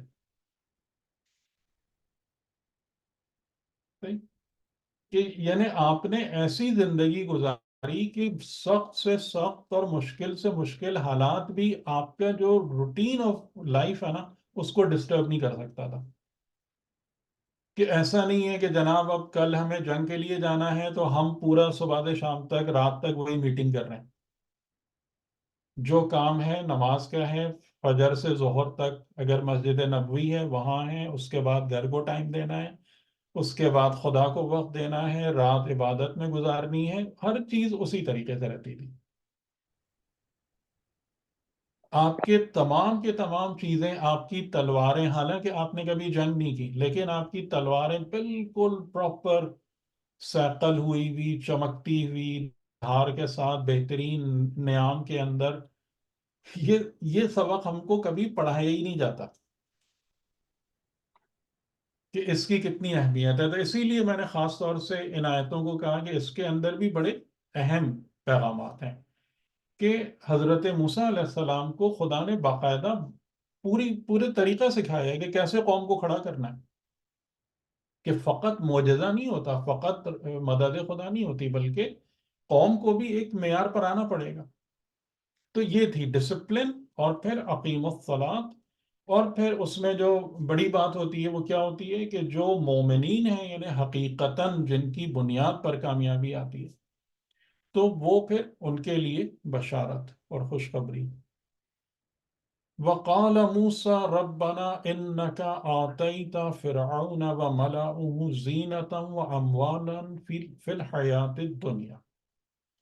کہ اب یہ آپ کہہ لیں کہ دعا یا بد دعا، اس کو جو دل جائے سمجھ لیں، کہ اے ہمارے رب بے شک تو نے دیا فرعون کو اور اس کے سرداروں کو حیات دنیا میں زینت اور اموال، اموال پلورل ہے، یعنی بہت زیادہ، جو ان کا مال و دولت یا ان کے پاس جو اسباب تھے وہ بہت زیادہ تھے، زینتم و اموالن فی الحیات الدنیا ربنا لیضلوا عن سبیلک، ان ساری چیزوں کا یوز کیا انہوں نے، یعنی بھر بھر کے جو نعمتیں ان کو تو نے دیں، اتنے قوت دیا، اقتدار دیا، سرمایہ اسباب دیے، ربنا اے ہمارے رب، اس لیے کہ وہ تیری سبیل سے لوگوں کو گمراہ کر دیں، یعنی ائمہ ضلالت بن جائیں، نہ کہ ائمہ ہدایت۔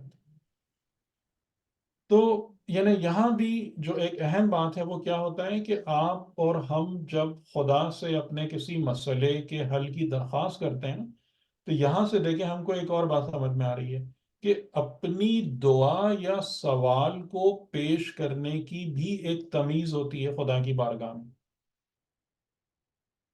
کہ آپ کی بات، آپ کی حاجت قبول ہو۔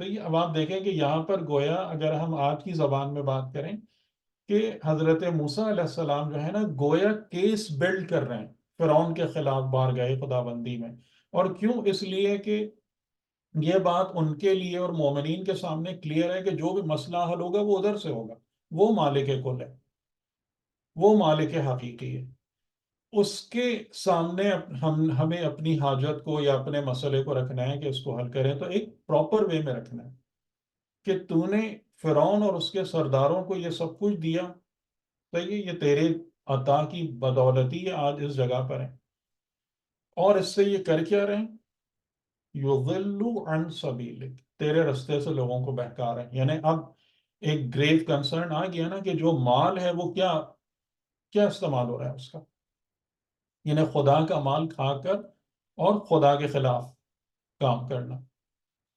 ربنا اطمس علی اموالہم، طمسا یعنی کہ اس پر جسے کہتے ہیں نا مٹی پھیر دے، اس کو انائہلیٹ کر دے، اے ہمارے رب ان کے اموال کو مٹا دے،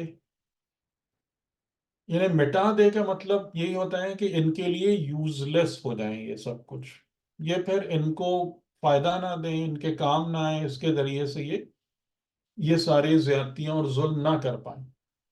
وَاشْدُدْ عَلَىٰ قُلُوبِهِمْ، اور ان کے قلوب پر سختی، شدت کو اتار دے۔ وہ کیوں؟ اب دیکھیں یہاں پر ہر جملے کے اندر ایک حکمت ہے کہ رحمت خدا اتنی وسعت رکھتی ہے کہ ایون اگر ایک گنہگار اور مجرم بھی ایک وقت پر تائب ہوتا ہے، شرمندہ ہوتا ہے، خدا کی بارگاہ میں حاضر ہوتا ہے، تو اس کو معافی مل جاتی ہے، اس کی توبہ قبول ہو جاتی ہے۔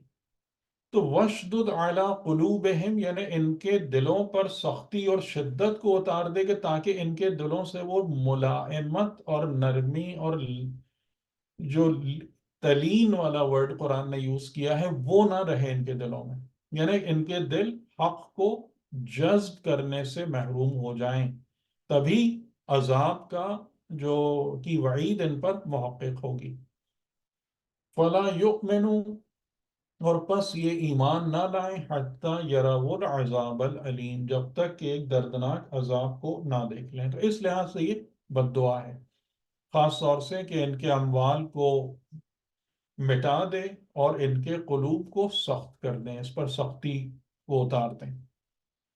یہ انہوں نے دعا کی تو خدا کی طرف سے جواب یہ آیا کہ قال قد اجیبت دعوتکما، کہ بے شک میں نے تم دونوں کی دعوت کو، دعا کو، پکار کو قبول کر لیا، اس کا تم کو جواب دیا، انہیں جواب دیا ان افرمیٹو۔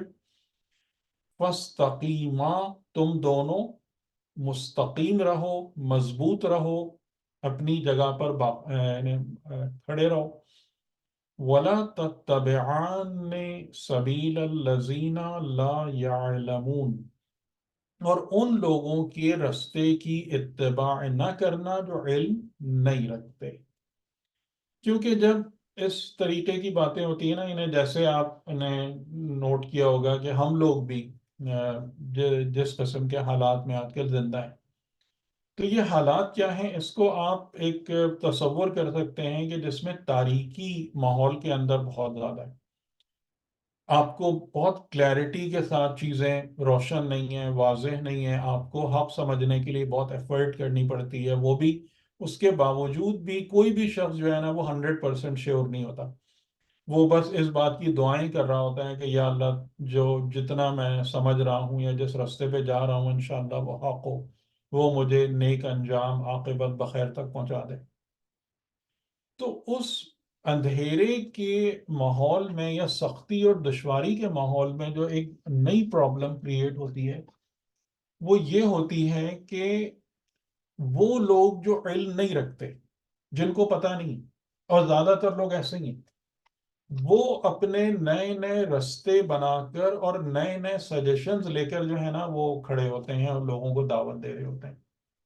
یعنی اسی طریقے سے بنی اسرائیل کے اندر بھی کافی لوگ ایسے ہوں گے جو اپنی اپنی باتیں کرتے ہوں گے، جو اس قسم کی گفتگو کرتے ہوں گے کہ یہ موسیٰ اور ہارون جو ہیں یہ کیا بات کر رہے ہیں، ہمارا تو جو ہم نے سورہ اعراف میں بھی دیکھا تھا کہ ان کے آنے سے تو کوئی مسئلہ ہی ہمارا حل نہیں ہوا، ان کے آنے سے پہلے بھی ہم عذاب جھیل رہے تھے، بعد میں بھی مشکلات میں پڑے ہوئے ہیں، اس قسم کی چیزیں.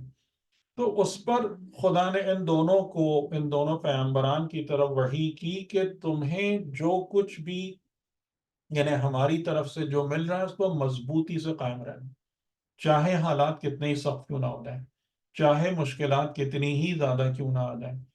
اور جو علم نہیں رکھتے، یعنی علم نہیں رکھتے کا مطلب ہے کہ جو حقیقت نہیں جانتے، حقیقت کو نہیں پہچانتے، ان کی اتباع، ان کے رستے کی اتباع ہرگز ہرگز نہیں کرنا. ٹھیک ہے، یہ ان کو خاص طور سے یہ ہدایت دی گئی. ایک سوال ہے، جی جی ایک چلیں. سوال اس میں ہے کہ کیا نبی بھی ایسی بددعا کر سکتا ہے اپنی قوم کے لیے کہ یہ لوگ ایمان ہی نہ لائیں؟ نبی تو آئے اس لیے. یہ اپنی قوم کے لیے دعا نہیں کر رہے ہیں، یہ کسی ان کے کے لیے لیے بھی ہے فرعون. ہاں، اس کا ریزن ہے نا، اس کا ریزن ہے نا، اس کا ریزن ہے کہ جب اگر کچھ لوگ جو ہیں وہ آپ سمجھ لیں کہ close to more than 50 years 70 years اگر وہ مسلسل ظلم پر اڑے رہیں، ان کو دسیوں طریقے سے بات سمجھائی جائے، وہ کچھ بھی سمجھنے کو تیار نہ ہو، تو آپ کیا کریں گے؟ پھر کیا خواہش کریں گے ان کے لیے کہ ویسے ہی چلتے رہیں؟ میرا مطلب ہے کہ ان کی ایمان کے لیے دعا، ایمان انہوں نے تو ثابت کر دیا نا، انہوں نے تو ثابت کر دیا کہ ہمیں ایمان نہیں لانا، وہ جو میں نے آپ کو اس میں بتایا تھا سورہ اعراف کی آیتوں میں کہ ایک پہلے شروع میں ان پر ہلکی سختی آئی، پھر اس سے زیادہ سختی آئی، اور اس کے بعد پے در پے کتنا عرصہ گزرا ہوگا، کتنے سال گزر گئے ہوں گے ایک کے بعد ایک اس میں، اور انہوں نے جو ہے وہ یہی شو کر رہے ہیں کہ ہمیں کچھ کرنا ہی نہیں. یعنی آپ اس بات کو سورہ دیکھیں نوح کہ میں ہمیں نظر آتا ہے اتنی مایوسی والی بات، جس میں مایوسی پیغمبر کی مایوسی نہیں ہے، مایوسی انسان کی مایوسی ہے. یہ بددعا تو امام حسین نے بھی دی تھی، یہ بددعا تو امام علی نے بھی دی ہے لوگوں کو. تقابل نظر آتا ہے کربلا میں یہ بھی تو انہوں نے بھی کہا تھا کہ تمہارے ساتھ یہ سب کچھ ہوگا. امام حسین نے نہیں کہا تھا عمر سعد کو کہ میں امیدوار ہوں کہ تجھے رہ کی گندم نصیب نہ ہو. یہ کیا جملہ ہے؟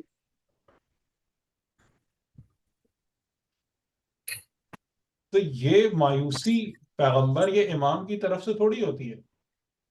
یہ تو جب ایک شخص خود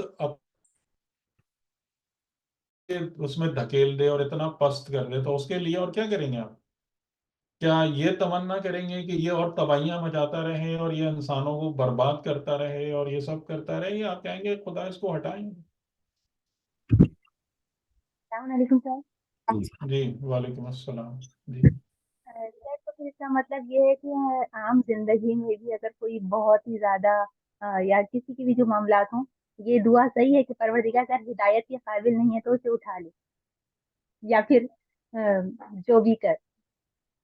ہاں ٹھیک ہے، یعنی کہ جو، لیکن اس کا فیصلہ اب ہمارے لیے کرنا، اب ظاہر ہے کہ اگر کوئی دیکھیں عام زندگی میں تو خدا نے قوانین بنا دیے ہیں نا، قصاص والے قوانین بنا دیے ہیں کہ اگر ایک شخص ایک جرم کرے گا تو اس جرم کے مقابل اس کی ایک سزا ہے.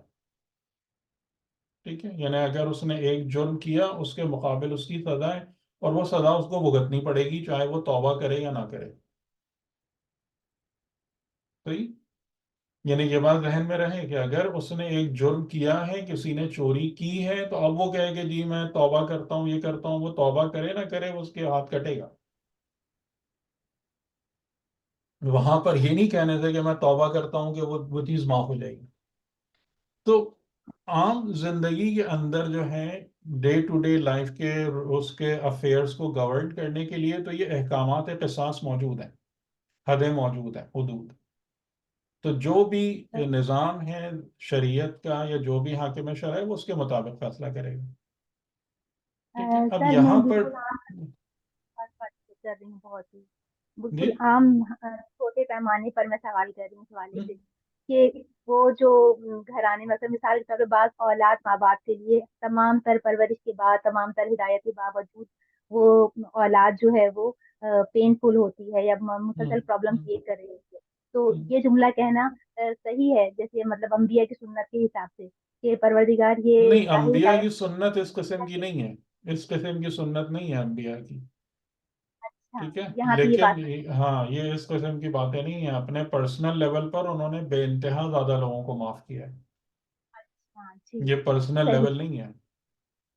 اچھا، تو یہ پرسنل لیول پر ہمیں مطلب پرسنل لیول پر آپ کا ظرف ہے، میں پرسنل لیول پر آپ کا ظرف ہے کہ آپ کے ظرف میں کتنی گنجائش ہے. اور دوسری ایک بات یہ کہ آپ کسی کے لیے کچھ بولیں نہ بولیں، نظام خدا اپنا کام کرتا ہے. ٹھیک ہے، یعنی اگر میں کسی بھی اس مجرم کے لیے کہ جو خدا کی نظر میں مغضوب ہے یا مغبوض ہے، میں اس کے لیے کہوں یا اللہ اس کو معاف کر دے، تو یہ کوئی ضروری نہیں ہے کہ ایسا ہو جائے. اور اسی طریقے سے اگر کوئی شخص بہتر ہے اور اچھا ہے اور میں اس کے لیے کہوں کہ یا اللہ اس کو سزا دے دے، تو یہ بھی نہیں ہونے والا. تو یعنی کہ وہاں پر پرسنل لیول پر جو ہے وہ انسان کی ظرفیت ہے. اگر وہاں پر ہم ائمہ اور انبیاء کو دیکھیں تو انہوں نے بہت بہت آگے بڑھ کر لوگوں کو درگزر کیا اور ان کے حقوق کو معاف کیا. یہاں پر اس قوم کی بات ہو رہی ہے، ان لوگوں کی بات ہو رہی ہے جیسے حضرت نوح 950 سال کی تبلیغ کے بعد یہ بات کہہ رہے ہیں کہ ان کو ختم کر. یہاں پر فرعون کی قوم کے مور دین اے سینچری کے مظالم اور اس بات کو پروو کرنے کے بعد کہ ان کے دل جو ہے نا وہ ہدایت کو قبول کرنے کے قابل نہیں ہیں، تب حضرت موسیٰ یہ بات کر رہے ہیں. یعنی یہ 2-4 دن کی بات نہیں ہے، آپ اس کو سمجھ لیں اچھے طریقے سے. یہ بہت سر اس میں یہ جو جی سوری جی سر، یہ فاستقیمہ کا جو لفظ استعمال ہو رہا ہے، استقامت دکھانا تم دونوں سے، یہ مطلب استقامت ٹورڈ جو انہوں نے خدا کی راہ کی طرف لانا ہے اس پر قائم رہنے کے لیے، مطلب ایسا محسوس ہو رہا ہے جیسے کہ ایک تسلی ٹائپ چیز دی جا رہی ہوتی ہے کہ نہیں نہیں تمہاری نہیں دعا نہیں نہیں کو نہیں قبول کر لی ہے میں نے. نہیں نہیں جی نہیں نہیں نہیں. اس کا مطلب یہ ہوتا ہے کہ آپ کو، یعنی جیسے دعا میں نے قبول کر لی ہے، لیکن اب دعا قبول ہوگی کیسے؟ دعا قبول ہونے کے جو مراحل ہیں، اب جو چیزیں آگے آئیں گی وہاں پر تمہیں مضبوط رہنا ہے. اچھا کیونکہ وہ جو دعا قبول کرانے کے اس کے جو مراحل ہیں، یعنی جیسے مثال کے طور پر اب وہاں سے بنی اسرائیل کو لے کر نکلنا، وہ تمام چیزیں، اس کے اندر لوگ ہوں گے جو بیکار باتیں کریں گے، جو پرابلمس کریٹ کریں گے. بہت سارے لوگ ہمت شکن ہوتے ہیں. ہمت گھٹا دیتے ہیں. پھر اس کے بعد وہ جو واقعہ پیش آ گیا کہ جناب ٹریپ ہو گئے دریا اور فرعون کے بیچ میں. تو یہ سارے مسائل جو ہیں ہمت کو توڑنے والے معاملات ہیں. یعنی خدا کہہ رہا ہے مثال کے طور پر پیغمبر اکرم سے سورہ انفال میں کہ ہم یہ بدر میں تم کو فتح دیں گے، لیکن یہ فتح کیا پلیٹ میں رکھ کے آ گئی تھی؟ نہیں obviously نہیں. کتنے مراحل سے، کتنے سخت مراحل سے گزرنا پڑا تھا. تو وہاں پر استقامت چاہیے ہوتی نہیں چاہیے ہوتی؟ بالکل. یہ مطلب ہے. یہ مطلب تو وہ بعد کے جو حالات اور معاملات ہیں ان کو ثابت قدمی سے فیس بالکل. کرنے کے لیے یعنی کہ یہ جتنے بھی معاملات ہوتے ہیں اس میں یہ ہر چیز دونوں طرف سے چل رہی ہوتی ہے. جی کہ ایسا نہیں ہے نا جیسے ہمارے دماغ میں ایک بات ہوتی ہے نا کہ جی خدا کی طرف سے بس ایک چیز ہے، ہم آرام سے بیٹھے رہیں اور ادھر سے سب کچھ ہوتا جا رہا ہے. ایسا نہیں ہوتا، کہیں بھی ایسا نہیں ہوا. کہیں بھی ایسا نہیں ہوا کہ اگر خدا نے مثال کے طور پر امام حسین علیہ السلام کو اتنی بڑی کامیابی دی تو وہ کامیابی جو ہے کیا وہ بیٹھ کے حاصل ہو گئی؟ کتنے کتنے سخت مراحل آئے اور اس پر جو ہے وہ انسان کو، بندے کو کتنی زیادہ استقامت کا مظاہرہ کرنا پڑتا ہے تب آپ منزل تک پہنچتے ہیں. اور ظاہر اور ہے کہ بنیاد تقوی اس بنیاد استقامت کا، تقوی ہو جائے گی. اس استقامت کے جو سب سے زیادہ جن پر اپلائی ہوتی ہے وہ لیڈرز پہ اپلائی ہوتی ہے، کیونکہ پوری قوم پر ان کے گرد جمع ہوتی ہے. یعنی جیسے ہم اگر کربلا کو بھی دیکھتے ہیں تو کربلا میں ہر ایک کے اپنی فضیلت اپنی جگہ پر ہے، لیکن اس پورے جو بھی نظام چل رہا تھا نا اس کی پن اور پیوٹ امام حسین علیہ السلام تھے کہ ہر چیز آپ کے اراؤنڈ بلڈ ہوئی تھی اور آپ کے اراؤنڈ سسٹین کر رہی تھی. تو اسی طریقے سے فاستقیما، تم دونوں لیڈ کر رہے ہو، تم دونوں لیڈر ہو، تم دونوں وہ ہو کہ جو مدد خدا کو لے کر آ رہے ہو اپنی قوم کے لیے. تمہیں سب سے زیادہ مضبوط اور مستقیم رہنے کی ضرورت ہے. اور جو لوگ لا علمی میں، جہالت میں بات کریں گے، اپنے اپنے رستے دیں گے، اپنے اپنے مشورے پیش کریں گے، خبردار ان کی اتباع کرنے کی، ان کی بات سننے کی کوئی ضرورت نہیں ہے. یعنی جو کچھ ہم نے کہا، جو ہم نے بتایا، وہ اس پر قائم رہنا ہے مضبوطی سے. وَجَاوَزْنَا بِبَنِي إِسْرَائِيلَ، کہ بنی اسرائیل کو پھر ہم کہاں تک لے گئے؟ بحر تک لے گئے. فَأَتْبَعَهُمْ فِرْعَوْنُ وَجُنُودُهُ بَغْيًا وَعَدْوًا، اور فرعون نے اور اس کے لشکروں نے، جیسے وہی جنود یعنی پلورل ہے کہ وہ سارے کے سارے لوگ جمع ہو کے آ گئے اور دشمنی اور بغاوت کے ساتھ ان کو فالو کیا، جو ہم پڑھ چکے ہیں. حَتَّى إِذَا أَدْرَكَهُ الْغَرْقُ، اب یہاں پر جو گفتگو ہے وہ سنگولر میں ہے. یہاں تک کہ جب اس نے درک کر لیا، اس نے، نہ کہ ان سب نے. تو یہ کس کا ذکر ہو رہا ہے؟ یہ فرعون کا ذکر ہو رہا ہے. فرعون کا. حَتَّى إِذَا أَدْرَكَهُ الْغَرْقُ، کہ جب اس نے غرق کو پا لیا یا وہاں تک پہنچ گیا. اور جو جیسا کہ ہماری روایات کے اندر بھی جملے ہیں کہ وقت موت یا موت سے پہلے کا جو لمحہ ہوتا ہے وہ انسان کے سامنے سے پردے ہٹا دیتا ہے، اسے اپنی عاقبت، اپنا انجام، اپنی سب کچھ، جنت جہنم صاف دکھ رہی ہوتی ہے. تو قال آمنت، اب اس نے کہا کہ میں ایمان لاتا ہوں، انہ لا الہ الا الذی آمنت بہ بنو اسرائیل، کہ میں ایمان لاتا ہوں کہ بے شک لا الہ، نہیں ہے الہ، الا الذی، مگر وہ جس پر ایمان لائے بنو اسرائیل، اس کے سوا اور کوئی خدا نہیں ہے. ٹھیک ہے. تو اب یہ ایک لحاظ سے ایکسیپٹنس بھی ہے، جیسے کہ ایک چیز جو، یعنی جیسے میں تو اس بات کو ہمیشہ ہی کہتا ہوں اور میرا بلیف ہے کہ جتنے لوگ بھی اپنے آپ کو معصوم اور لا علم بناتے ہیں نا وہ اپنے آپ کو دھوکہ دیتے ہیں، اپنے آپ سے جھوٹ بولتے ہیں. انسان اپنے قلب کی گہرائی میں یا اپنی ذات میں نا حق کو بہت اچھے طریقے سے پہچانتا ہے اور اس کو چیزیں سمجھ میں آ رہی ہوتی ہیں. یعنی کہ حق کا مطلب میں یہ نہیں کہنا چاہ رہا کہ وہ بہت بڑا کوئی عارف باللہ ہوتا ہے، لیکن اس کو چیزیں سمجھ میں آ رہی ہوتی ہیں صحیح یا غلط. اور وہ جتنی بھی اس قسم کی باتیں کر رہا ہوتا ہے کہ مجھے جی کچھ نہیں پتا اور یہ نہیں اور وہ نہیں، وہ سب اپنے آپ کو دھوکہ دینے والی باتیں زیادہ ہوتی ہیں. یعنی جو اصول کلی ہیں، جو ایک فنڈامنٹل ریالٹیز ہیں لائف کی، وہ ہر ایک کو سمجھ میں آ رہی ہوتی ہیں. ہاں اس کی جزیات یا اس کے معاملات، اس پہ وہ ایک الگ معاملہ ہے. تو یہ ظاہراً وہ بھی بات ہو سکتی ہے کہ جس چیز پر وہ پہلے جس کو وہ سمجھ کے بیٹھا تھا لیکن زبردستی اس کا انکار کر رہا تھا، اب اقرار کرنے پر مجبور ہو گیا. یا یہ کہ یہ ایک ظاہراً ایک اور نیا دھوکہ بھی ہو سکتا ہے کہ وہ اس پر مطلب شور مچائے کہ میں کوئی نہیں ہے خدا جس پر بنو اسرائیل ایمان لائے اور میں اس پر ایمان لاتا ہوں، وہ انا من المسلمین، اور میں اب کیا ہو گیا، فرما بردار ہو گیا، مسلم ہو گیا. یعنی میں فرما بردار ہو گیا، میں سرکشی سے دستبردار ہوتا ہوں. تو اس نے ایمان کو اظہار کیا. اچھا یہاں پر جو ایک انٹرسٹنگ جملہ ہے اور شاید ابن عربی کا ہے کہ ہر شخص مرنے یعنی پیدا ہونے سے پہلے اور مرنے کے بعد مسلمان ہے. اسلام اور کفر کی جو پرابلم ہے نا، وہ صرف پیدائش سے موت تک کی ہے.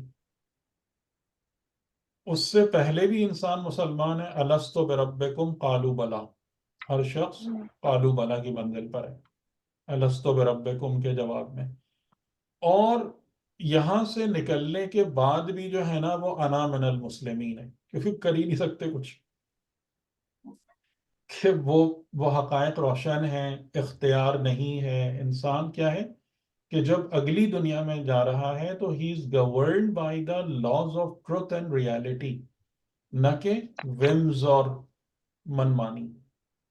جو اس دنیا میں ہمیں اختیار دیا گیا ہے اس کو بہت سارے لوگ سوء استفادہ کرتے ہیں کہ اس کو اپنی منمانی کے طور پر یوز کر رہے ہوتے ہیں. تو مرنے کے بعد بھی اسلام ہے اور مرنے اور پیدا ہونے سے پہلے بھی اسلام تھا. تو بیچ میں تم نے کیا کیا، یہ اصل مسئلہ ہے کہ وہاں پر تم مسلمین میں سے تھے یا نہیں تھے. یہ اصل بات ہے. تو انسان جب مرنے کے بعد جبراً مسلم ہوگا لیکن اس کا نفس کافر یا مشرک یا منافق ہوگا نعوذ باللہ، تو یہ انکمپیٹیبلٹی کیا کریٹ کرے گی؟ یہ انکمپیٹیبلٹی جو ہے کہ اس عالم حقیقت اور انسان کے نفس میں جہنم. صحیح؟ یعنی حقیقتاً جہنم کی جو کریشن ہے وہ یہاں سے ہی ہے. اور پھر اس کے ظاہر ہے کہ بہت سارے جو کن کن شکلوں میں وہ تکلیف انسان کو لاحق ہوگی وہ پھر ایک الگ بات ہے. لیکن یہ اصل جہنم کی کریشن کا جو مواد ہے، جو بیج ہے، وہ یہی ہے. اچھا اب اس کو جواب کیا ملا؟ سر ایک سوال تھا یہاں پر پلیز، کہ یہ الذی آمنت بہ بنو اسرائیل، جب حضرت موسیٰ اس کو دعوت دے رہے تھے تو انہوں نے رب العالمین کا، اب یہ بنو اسرائیل اس کے اس حوالے کا سے کیوں ریفرنس بات کر رہا یہی ہے؟ ہے نا، مطلب جو اس کا ریفرنس یہی ہے نا، اس کا ریفرنس بنو اسرائیل ہے نا. یعنی ہر ایک کا جو ریفرنس ہے، جیسے جب جادوگر ایمان لائے تھے تو انہوں نے کیا کہا تھا؟ رب موسیٰ و موسیٰ کے رب، ہارون. جی جی کیونکہ آپ کو ایک یعنی جیسے میں نے بھی کہا تھا کہ ہمارا ریفرنس ہے جو ہونا چاہیے. اب مجھے نہیں پتا کہ ہر ایک کا کیا ہے، لیکن اگر میں اسی جملے کو کہوں گا تو میں کہوں گا لا الہ الا اللہ رب محمد و علی. ٹھیک ہے، ریفرنس بھی جی ہے نا کہ میں جب لا الہ الا اللہ تو لا الہ الا اللہ کیا، کون؟ صحیح، مطلب خالی جنہوں نے میرے، پہچان کرائی. جس کے ریفرنس سے آپ الہ کو جانتے اور پہچانتے ہیں. یعنی میں کس خدا کی پرستش کرتا ہوں؟ میں اس خدا کی پرستش کرتا ہوں جس کی پرستش محمد رسول اللہ نے کی. ٹھیک، یہ ریفرنس لازمی ہے. جو میں نے آپ کو بتایا تھا نا کلمے کے 3 رکن، 3 ارکان، تو اسی طریقے سے کلمہ خالی لا الہ الا اللہ پہ کبھی بھی پورا نہیں ہو سکتا، کیونکہ وہ انکمپلیٹ ہے. آپ کس کو الہ مان رہے ہیں؟ وہ ہے کون جس کو آپ الہ قبول کے طور پر قبول کر رہے ہیں؟ خالی لفظ اللہ تو ایک، یعنی ایک لحاظ سے وہ ہے نا کہ اس کو آپ کو فل ان کرنا پڑے گا.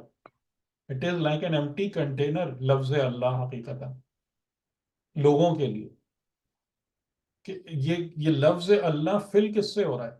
تو پھر ہم کہتے ہیں ہاں جس خدا کو محمد رسول اللہ نے جس کو بتایا، پہچانوایا، جس کی صفات بیان کی، جس کی ہمیں معرفت عطا کی، جس کی عبادت کر کے دکھائی، جس کی عبادت کی ہمیں تعلیم دی، اور پھر محمد رسول اللہ کی خالص ترین اتباع میں علی ابن ابی طالب ولی خدا نے جس طریقے سے اس کو اڈاپٹ کیا، فالو کیا، یہ میرا ریفرنس ہے خدا کو ماننے کا.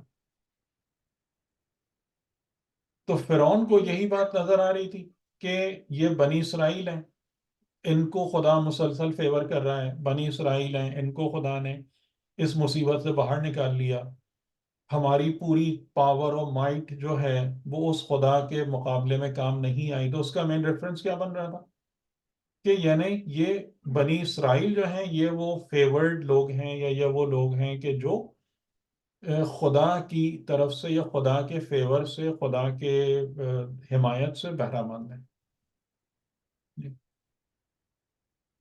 سر اس میں پھر یہ جو ایمان وہ آخر وقت میں لا رہا ہے، یہ مطلب ایمان واقعتاً ایمان ہے یا ابھی اس جس کو طرح دیکھ ہم لیتے کہتے ہیں، ہیں وعدہ معاف؟ جی سر. نہیں ابھی اس کو دیکھ لیتے ہیں، ابھی آگے کی آیت بیان کر رہی ہے. ٹھیک ہے، تو خدا کی طرف سے اب اس کا جواب آیا کہ جب اس نے یہ کہا آل آن، یعنی اب یہ جواب حضرت موسیٰ نے نہیں دیا.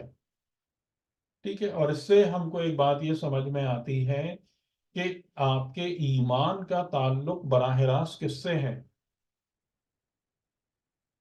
آپ کے رب سے ہے، آپ کے الہ سے، ڈائریکٹ رب سے. ٹھیک ہے جی جی صحیح.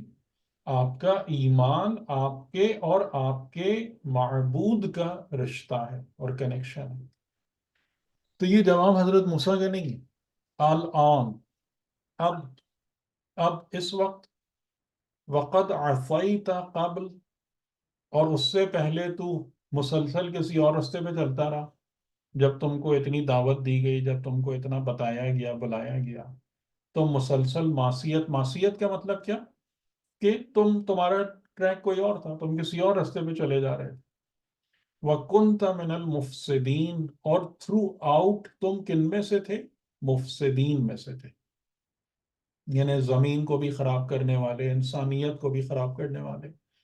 اور یہاں پر میں ایک اسی سے استفادہ کرتے ہوئے نا ایک چیز آپ لوگوں کو اور عرض کروں جو بہت اہم ہے ہماری زندگیوں میں، کہ دیکھیں خدا نے انسان کو جب خلق کیا ہے نا، شروع میں آپ کو یاد ہو گیا حضرت آدم کے حوالے سے بھی ہم نے اس آیت پہ بات کی تھی کہ سورہ حجر کی آیت ہے کہ جب شیطان نے کہا، یعنی آدم اور انسان کے بارے میں بہت تحقیر آمیز جملے کہے کہ یہ کیا ہے، یہ کچھ بھی نہیں ہے، لَأُغْوِيَنَّهُمْ أَجْمَعِينَ، ان سب کے سب کو میں اغوا کروں گا، بے ہدف کروں گا، صرف مخلص بچیں گے میرے ہاتھ سے، باقی کسی کو نہیں چھوڑوں گا.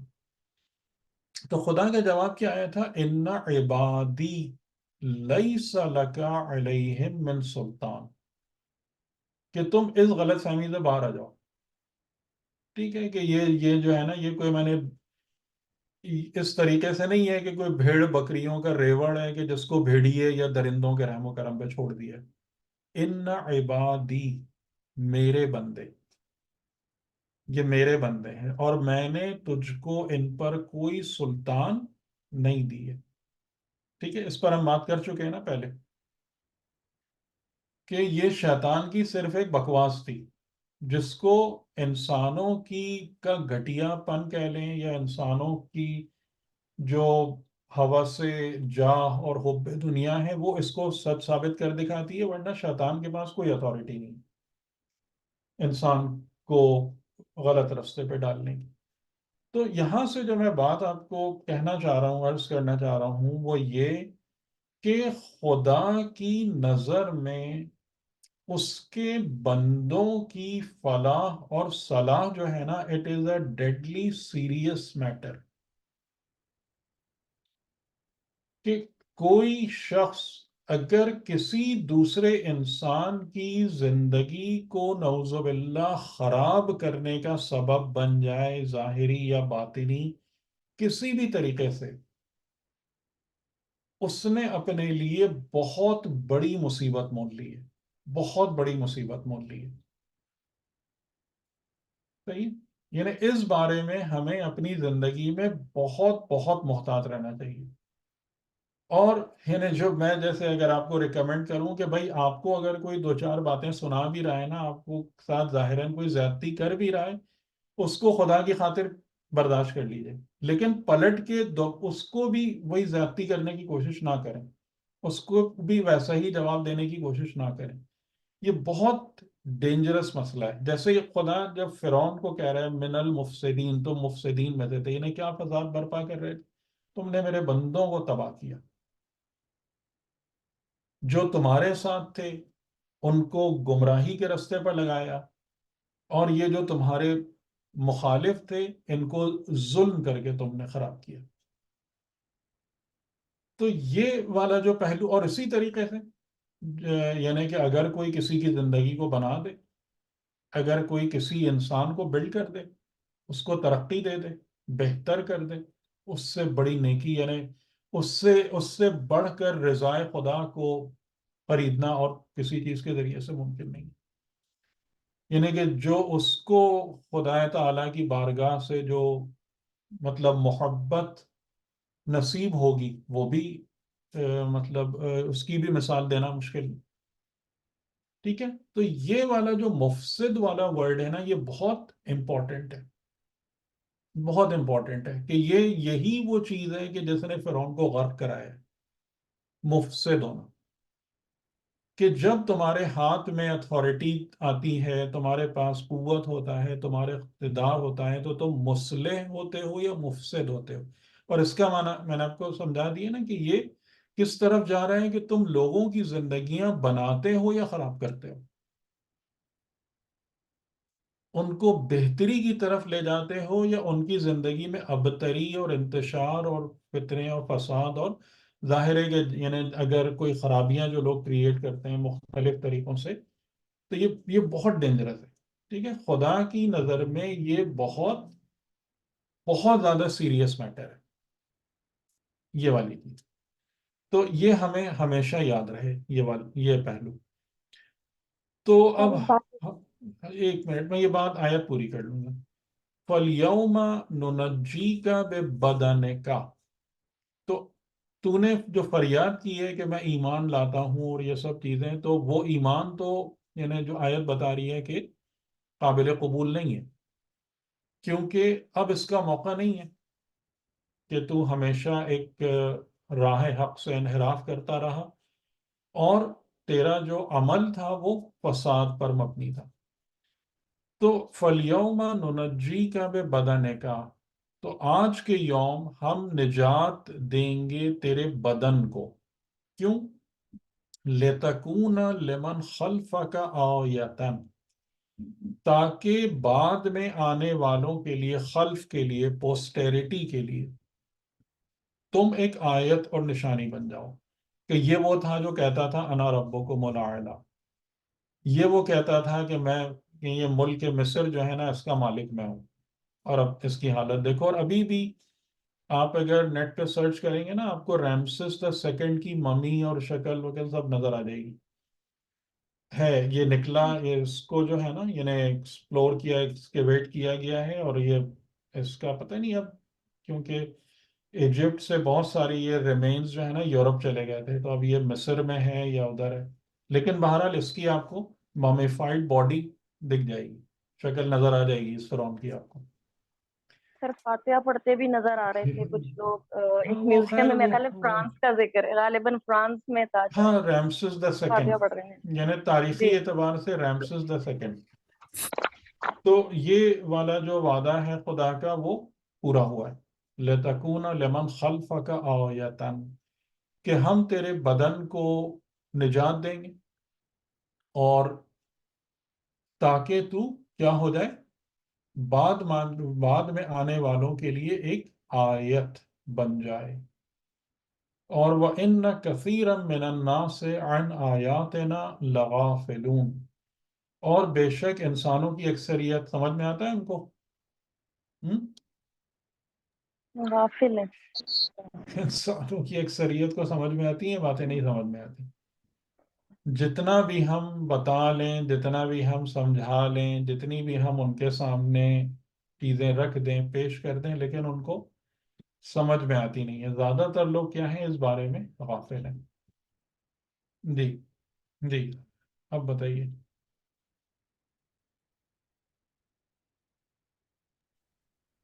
سر اب میں کیا سوال پوچھ سوال؟ سکتی ہوں؟ جی جی سر، میں ابھی آپ نے پچھلی آیت میں ذکر کیا تھا نا کہ وہ جانتا تھا کہ میں غلط کہہ رہا ہوں فرعون، اور آپ نے پھر اس میں یہ کہا تھا کہ اکثر مطلب فطرت میں یہ انسان جانتا ہے اچھائی اور برائی کو، جی ہر انسان کی فطرت میں یہ ہے. تو پھر جی جو تزکیہ نفس کے جیسے جو لیکچرز ہم سنتے ہیں، تو یہ سب جو قرآن کی آیت کے تحت ہی ہے کہ مطلب بس میں اصلاحی چاہ رہی ہوں کہ قرآن کی آیت کے تحت یہ کہ بس ایک دوسرے کو نصیحت کرے، ورنہ ہم سبھی جانتے ہیں کہ جھوٹ نہیں بولنا چاہیے، ریاکاری نہیں کرنی، جی کیا رہنا چاہیے، ہر انسان جانتا ہی ہے. تو یہ لیکچر سننا دراصل میرے خیال مطلب میرا ذہن یہ کہہ رہا ہے کہ جانتے تو ہم سبھی ہیں، مسئلہ تو پریکٹیکل کا ہے، وہ اپلائی نہیں کر رہے. تذکر ہے یہ لیکچر یا درس جو ہوتا ہے، یہ تذکر ہے. آپ ویسے یہ دیکھ رہے ہوں گے یہ تصویر جی نظر آ سر. رہی؟ جی یہ کیونکہ اوپر جو آپ کو نظر آتا ہے، یہ جو اس کی شکل ہے نا، یہ تابوت ہے. یہ تابوت بناتے تھے جس پر بادشاہ کی شکل ہوتی تھی، اس کی شکل کا پورا یہ تابوت ہے، اور یہ اس کے اندر یہ اس کی مومیفائڈ باڈی ہے.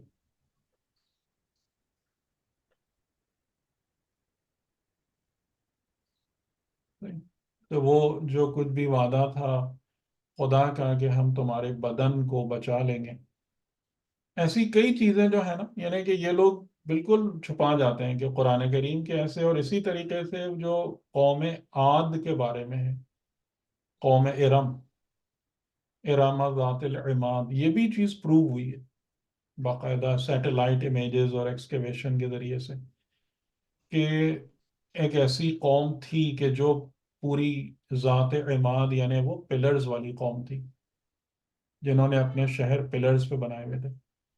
وہ بھی یہ چھپا گئے، وہ چیز بھی گم ہو گئی.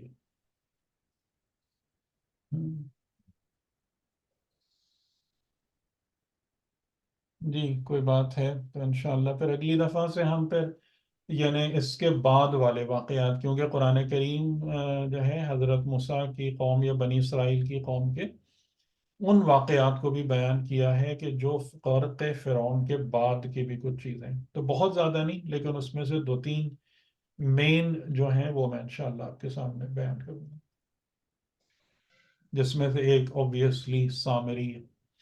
جی جی کیا سر. فرماتے ہیں آپ لوگ؟ آ رہا ہے سمجھ سر میں؟ میرا ایک سوال ہے. جی جی بتائیے. کبھی کبھی آپ بتا رہے تھے کہ رسول اللہ صلی اللہ علیہ وآلہ وسلم بھی اپنے ازواج کو لے کر جاتے تھے، لیکن ابھی تک ہم نے یا غلط سنا ہے کہ کسی جنگ میں بھی کوئی بھی جو خواتین کو نہیں لے کے گیا سوائے امام حسین کے. تو جب یہ جا رہے تھے دیکھیے وہ تب، الگ بات ہے، یعنی وہ والا پہلو جو ہے نا، امام حسین جنگ کرنے کا گئے تھے. پہلے تو آپ مجھے یہ بتائیے. اچھا لیکن وہ یہ ہے کہ کبھی بھی نا عورتوں بچوں کو اور نہیں لے کے گئے جو بھی جنگ پر گیا یا ٹھیک ہے، اب خود پھر وہی، اب سب. اس پہ میں بحث کرنے کا فائدہ نہیں لیکن جو اصل بات ہی، اور اسی لیے میں نے کہا کہ میں نے اس پر میری بھی ذاتی تحقیق نہیں ہے. میں نے یہ کہا تھا کہ آغا جعفر صاحب جو تھے وہ یہ بتاتے تھے کہ رسول خدا جو تھے ان کا روٹین اپنی جگہ پرفیکٹ رہتا تھا ہر موقع پر، ہر حال میں، صحیح. کہ وہ کسی بھی حالت میں ہو، چاہے جنگ ہو، امن ہو ظاہراً، لیکن آپ کا جو زندگی کا روٹین تھا وہ ڈسٹرب نہیں ہوتا تھا چیزوں میں. تو اسی میں ہی انہوں نے یہ بات کہی تھی. اب جیسا کہ وہی ہم عامر بھائی سے بھی بار بار یہ بات کہتے ہیں نا کہ یہ تمام چیزیں اگر آپ تاریخ لاتے ہیں، اگر آپ روایات لاتے ہیں، تو بہرحال اس میں کیا ہوتا ہے کہ ایک ایلیمنٹ تو رہتا ہے یس اور نو والا. تو اب مجھے نہیں پتا کہ جس نے آپ کو کہا اس کی تحقیق بہتر ہے یا وہ تحقیق بہتر ہے، لیکن جو اصل بات سیکھنے کی ہے وہ یہ سیکھنے کی ہے کہ جو انبیاء اور ائمہ علیہ السلام ہیں ان کی زندگی حد درجہ منظم ہوتی تھی، اور وہ اس کو یعنی ان کے زندگی میں آنے والے ایون ایب نارمل حالات بھی جو ہے نا ان کے اس روٹین کو ڈسٹرب نہیں کر پاتے. یہ اصل میسج ہے. جی سر وہ تو سر صحیح. ایک تھوڑا سا کلیئر کرنا چاہ رہا تھا. جی یہ جو اوپر آیت نمبر 85 میں تھا نا کہ یہ دعا ہے جس کا آپ نے کہا یہ بہت امپورٹنٹ دعا ہے، ربنا لا تجعلنا فتنة للقوم الظالمین. للقوم الظالمین. جی تو اس کے اندر جو قوم ہے، جو ظالم قوم ہے، اس کا امتحان لیا گیا ہے نا. اس کے لیے امتحان تو اس کا جس کے اوپر امتحان لیا جا رہا ہے، مطلب جیسے جو فتنے زیر میں وہ عذاب ہے. آ گیا ہے. جی فتنے میں وہ ہے. جی جی فتنہ اس پر ہے، ظالم قوم پر ہے. نہیں ظالم سوری، قوم کا فتنہ ہے. یعنی وہ آزمائش میں. جی تو جو جن کے اوپر وہ ظلم کر رہے ہیں وہ آزمائش میں ہے. ان کے لیے ظالم قوم آزمائش نہ بن جائے کہ تم اس ظلم کو برداشت کرنے پر مجبور ہو جاؤ یا ایسی چیز، یعنی ہمارے لیے سہولت والا معاملہ کر. نہیں میں تھوڑا سا کلیئر نہیں ہوا تو سر. دیکھیں آپ آج بھی اس چیز کو دیکھیں نا کہ یعنی جیسے مثال کے طور پر کہ انقلاب ایران آیا، ہاں ٹھیک ہے، اب وہاں پر جو ایک ظالم حکومت موجود تھی، اب جی. انہوں نے جینے کہ جب کوئی انقلابی حرکت شروع ہوئی تو وہاں پر کیا ہونا شروع ہوا؟ کیا انہوں نے ویلکم کیا اس کو؟ نہیں ظلم ہوا، کیا ظلم کیا. اس کے بعد انہوں نے اس کو بروٹلی کرش کرنے کی کوشش کی. ہاں اچھا اب آپ یہ دیکھیں کہ وہاں پر جو زیادہ تر لوگ اس کے شکنجے میں آئے وہ کون تھے؟ مومنین تھے. ہاں عام مومنین تھے. افراد تھوڑی تھے، عام افراد ہاں تھوڑی تھے. بالکل نہیں. صحیح. تو یعنی اسی طریقے سے یہ ہوتا ہے نا. اب آپ اگر ان کو دیکھیں کہ وہ جتنی زیادہ ظلم اور قساوت قلبی کا مظاہرہ کرتے جا رہے ہیں، یعنی وہ اپنے امتحان میں جتنا جتنا فیل ہوتے جا رہے ہیں، ہاں وہ خود ٹھیک ہے، اپنی تباہی سے نزدیک ہو رہے ہیں، ہو رہے ہیں. عذاب سے قریب ہو رہے ہیں. ٹھیک. لیکن یہ مومنین بھی تو ایک شدت میں ہے نا، سختی میں. ہاں تو یہ تو تو مومن کے لیے ایک یہ دعا اس کی ہے کہ آپ یہ دعا مانگیں کہ یا خدا وہ تو جا رہا ہے اپنے گڑھے میں ہاں ہمیں نہ ہو جائے. لیکن ہم اس امتحانی شکنجے کا وہ جو پہیہ چل رہا ہے، ہاں ہم اس میں کرش نہ ہوں یا ہم سے آسانی والا معاملہ کر دیں. صحیح صحیح ٹھیک صحیح.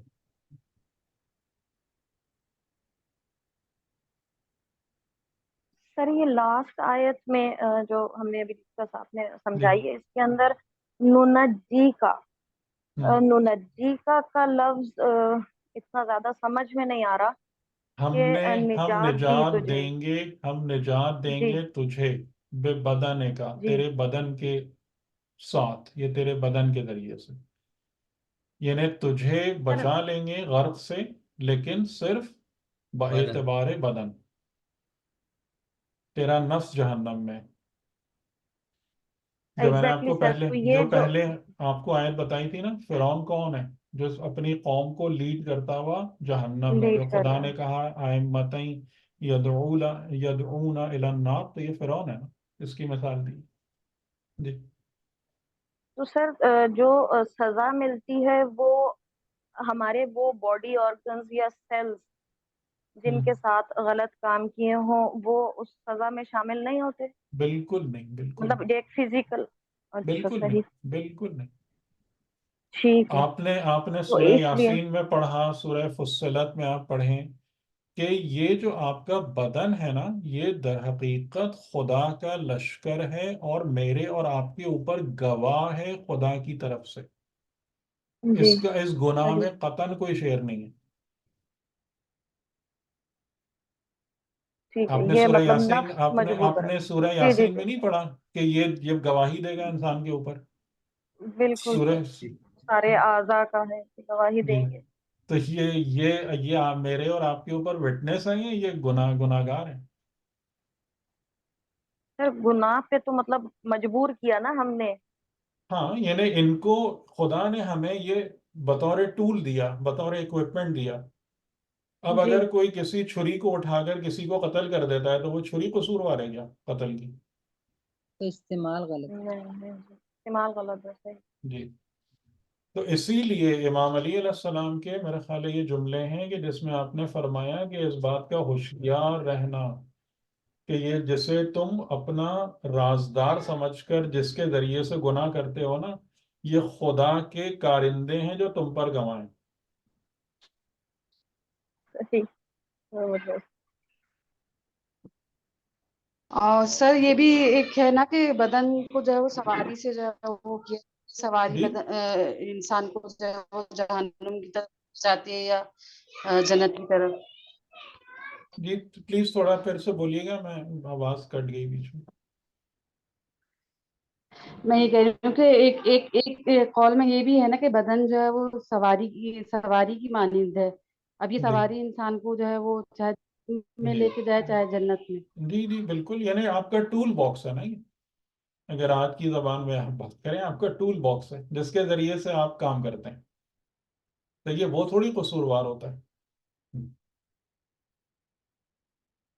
وہ آپ کا شریک کار ہے، وہ آپ کے ساتھ ہے. اور جیسا کہ جو آیتیں ہمیں بتاتی ہیں کہ یہ ہم پر گواہ ہے بدن، حقیقتاً یہ خدا کے وہ ہیں، کارکن ہیں جو ہم پر گواہ ہیں، جو ہمارے خلاف کھڑے ہو کے، یعنی اگر جب انسان آخرت میں جا کے جھوٹ بولے گا کہ میں نے یہ گناہ نہیں کیے تو یہی بدن سامنے آ جائے گا کہ یہ مجھ سے یہ سب کام کروائے تھے اس نے.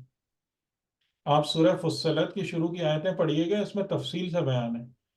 تو لوگ جو ہے نا، یہ اس قسم کے لوگ جب ان پر ان کے بدن گواہی دے گا تو کہیں گے لما شہدتم علینا، یہ تم ہمارے ہی خلاف گواہی دے رہے ہو. ٹھیک ہے، یعنی کہ وہ کیا سمجھتے رہے کہ یہ سب میرا مال ہے، جو چاہے کرواؤ اس سے. تو وہ حیران ہو کے ان سے کہیں گے تم ہمارے اوپر آج گواہی دے رہے ہو.